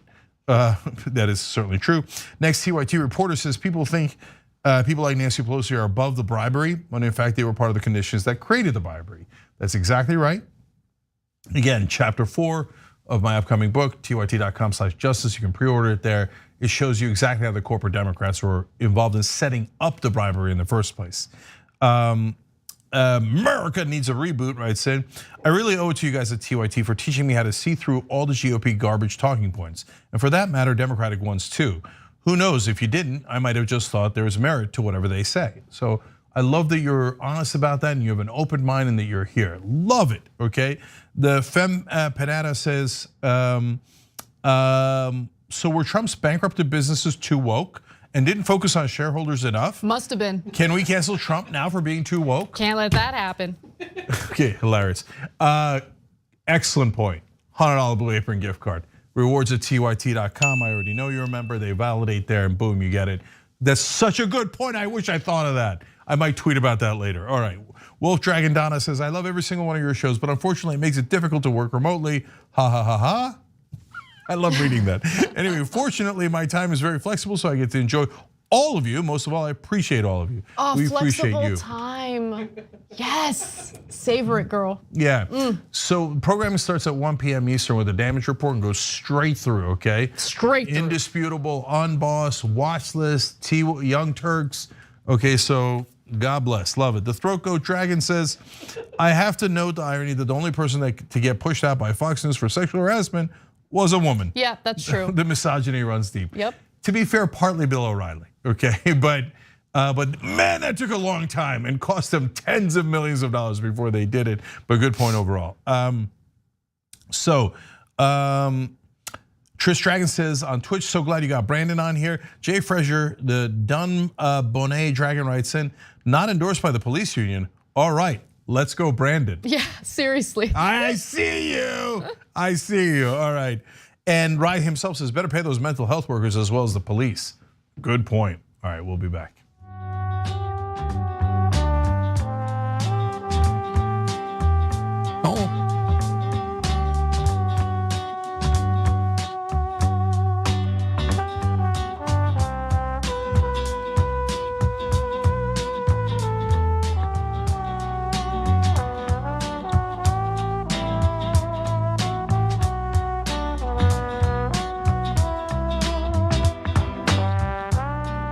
Back on TYT, Jang and Anna with you. Forward.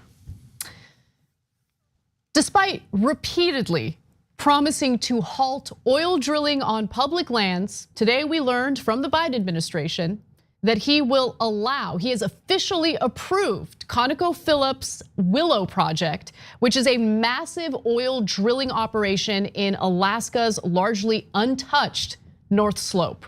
This is going to be incredibly damaging to the wildlife in the area, to the climate that is rapidly warming on the planet. But let's give you the details on what's happening here.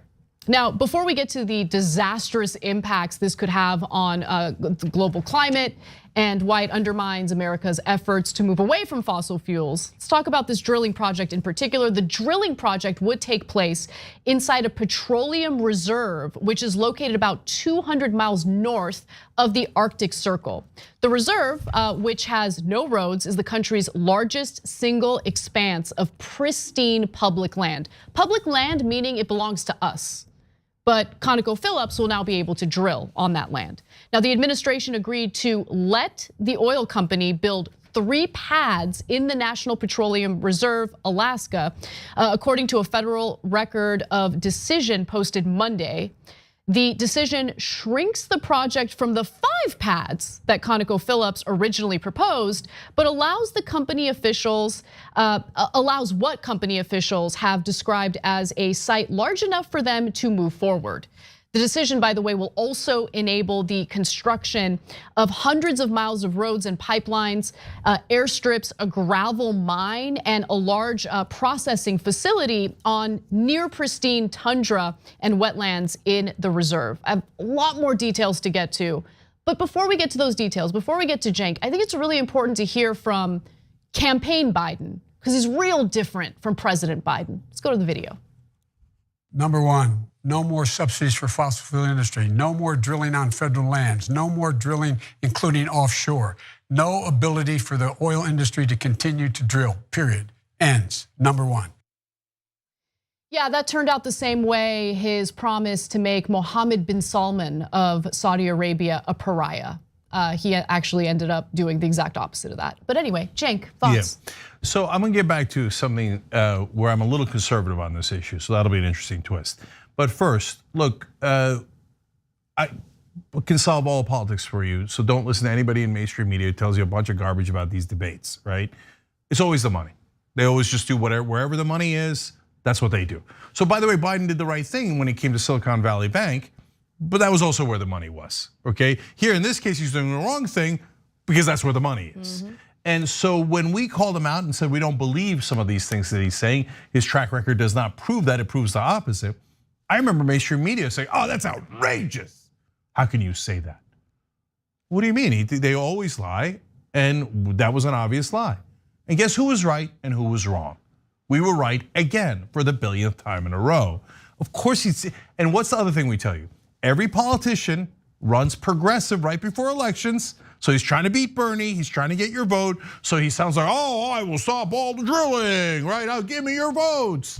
And then as soon as they get into office, they're like, what did my donors want again? Yep, and I'm gonna do that. Classic case of it right here. Now, ConocoPhillips has indicated that it will begin construction immediately, specifically construction on a gravel road. They estimate that this Willow project will operate for the next 30 years.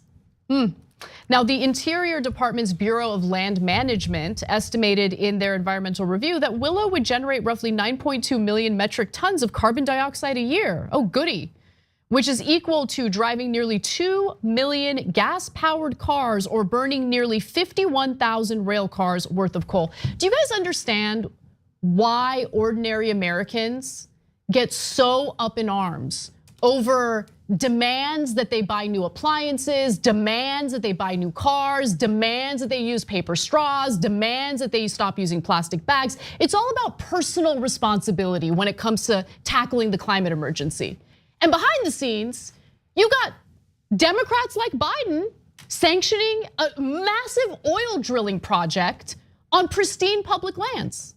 That's what's happening. And guess what's gonna happen? As with every other environmental disaster, they privatize the gains and they'll socialize the losses, because we're all gonna pay for climate change, all of us. Yeah, so let me tell you the conservative part, but listen to the whole idea before you jump in, okay? So look, if in this case, they're gonna get a lot of royalties and a lot of taxes. So of course, Conoco's gonna make a ton of profits, right? And they're gonna funnel some of that to the politicians. That's the real reason they're doing it. But yeah, the taxpayers of Alaska and America will get a little bit more because of those royalties and taxes. And that's a pretty good thing. Some jobs will be created, a couple of thousand when they're building it, only 300 when they're maintaining it. So it's not that big a deal, but those are significant overall, right, as a concept. If it was just that versus the caribou, this is where I'm gonna piss off some of you. I'd say, come on, well, Jake. I gotta do a balancing act here. Come I don't on. know, by the way, I would hear you out. How much does it hurt the caribou? I don't know, right? I literally don't know. So I would invite the activists in and I would invite the businessmen in and I'd have a conversation about it. So would I do this in this case? No. Why? Because this isn't about the caribou. Climate change is 100% real and they're actively making it worse, and we're all gonna pay the cost. You're not gonna get the money from Conoco. Conoco is gonna make billions in profits. You think they're gonna share it with us? Hell no. No, the next time a flood takes out your house or a fire does or a drought causes all these problems, you're gonna have to deal with all those costs. We're all gonna have to pay it together. And then when the planet burns down and creates trillions of dollars in costs, all these guys are gonna be long gone. Okay. Yeah, listen, I'll take the caribou over 300 jobs. I hear what you're saying. I don't know why you even wanted to make that point when at the end of the day you're against the project, right? Because you are. No, because I believe in a balancing of interests, and I believe that sometimes you don't get everything you want, right? We all want to protect the animals, we all want to protect natural areas, but there might be countervailing forces, right? But in this case, my point is, it's not close. We're not talking about, and maybe you think just the caribou is good enough, and God bless your heart, you're probably a better person than I am, right? But this isn't about the freaking caribou. This is about climate change that is destroying the whole planet. We don't have a backup planet. Okay, this is greed defined. The project could enable the production of more than 600 million barrels of crude oil over 30 years. If all of that oil is burned, roughly 280 million metric tons of heat-trapping carbon dioxide emissions will be spewed into the atmosphere at a time when United Nations Secretary General Antonio Guterres warns that the planet is reaching a point of no return.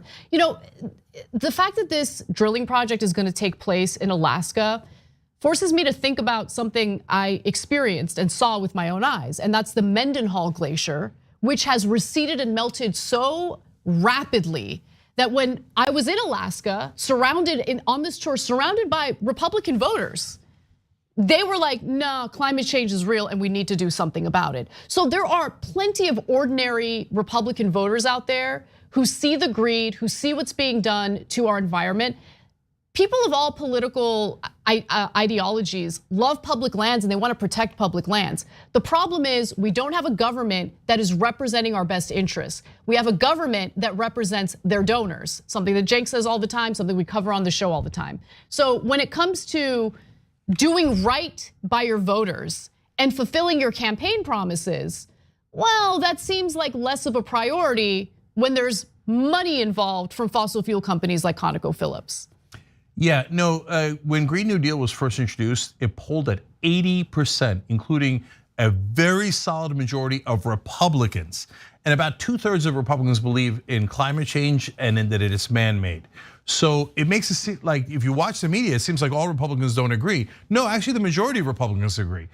But the people in power don't agree. So they make it seem like we're all fighting one another. And that, well, golly gee, the Republicans really, the voters wanted the federal lands to be destroyed for the profit of one company. No, you guys didn't want that either if you're a right winger. But of course, the rich and the powerful always get their way in this so-called democracy. Wasn't the Secretary of the Interior supposed to be like a badass environmentalist who would, Deb Haaland? Yeah. Deb Haaland was supposed to be like the tough woman who stands in the way of these types of projects. What happened? You want to hear the amazing fact about that? I do. So Deb Haaland is the most progressive member of the cabinet, and I remember talking about that just a couple of days ago and saying I'm curious what she's going to do in cases like this. This order was issued from the Interior Department without her signature. Oof. Without the secretary's signature? Yeah. Is that even allowed? The undersecretary signed it. He's from Alaska. So either they were like, we don't give a damn, you were just a token here. No, the first Native American, the progressive in the cabinet. Yeah, but we want the goddamn oil project, so get the hell out of the way. Or she was like, oh yeah, I'll play ball, but it'll be inconvenient for me if I sign it. So later I'll pretend that I was against it. I don't know which of those is true. Deb Haaland, it's on you to clarify. But so this was something she said she definitely wouldn't do. This is the reason they said, don't worry about establishment Democrats, they'll put progressives in their cabinet. This is the only one. And look at what happened here. It's all a trick, it's all theater. Follow the money, that's the only rule in politics. Well, the excuse that we're hearing from the Biden administration for approving this is that they were afraid that they'd have to deal with legal battles if they hadn't approved it. Yeah, nonsense. Yeah. Total horse crap. So it's not that they wouldn't get legal battles, they would. Right. Oh, golly gee, the government got sued. Yeah, that's Tuesday. The government gets sued all the time. You could find 1,000 ways to fight back against that. And by the way, you think they're not gonna get sued? As part of this package, they're like, oh, well, on some of the places, they will not be able to drill. I bet you the companies sue them anyway. And they probably win on that. And that gets, it's all theater. Mainstream media is lying to you. There is no ideological debates in America. There's only cold hard cash. They all get bribed and they all do as they're told. Look, one more thing. I know this is kind of a weird point to make in this case, but there's the government put out those tapes of the aliens, the unidentified flying objects, and they're amazing and they look crazy. And even Obama was like, yeah, they came, whoever they were, right? Like it's kind of amazing that they admit it.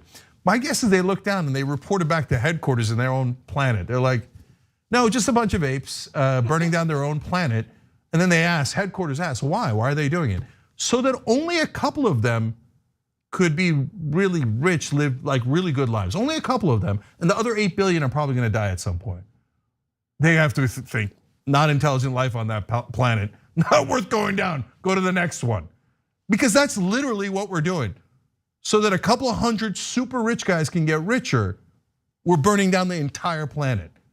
And the media is looking along and going, oh, no, it makes sense. Yeah, can't tell, 50-50, everything's 50-50. Biden, he's a Democrat, how could you call him a liar? Only Trump's a liar. No, Trump is a liar, and so is Joe Biden. He's a flat out liar.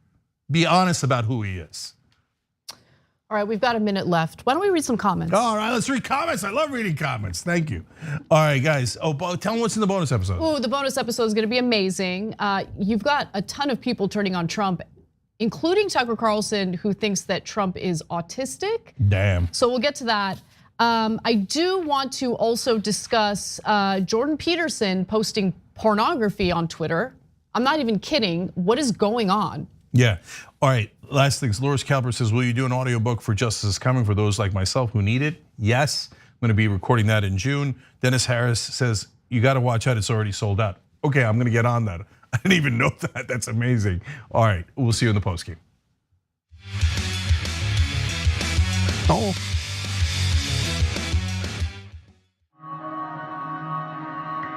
The concept of the Young Turks means the audience, they are the Young Turks. They are the go-getters. They are the ones making the emphatic change happen in their local community. The reality is that we've always, young and the not so young, we've always cared about news. But when you do not see the messengers of the news look like you, when they do not share your experiences, exposures, and environment, and there's a disconnect between you and the news.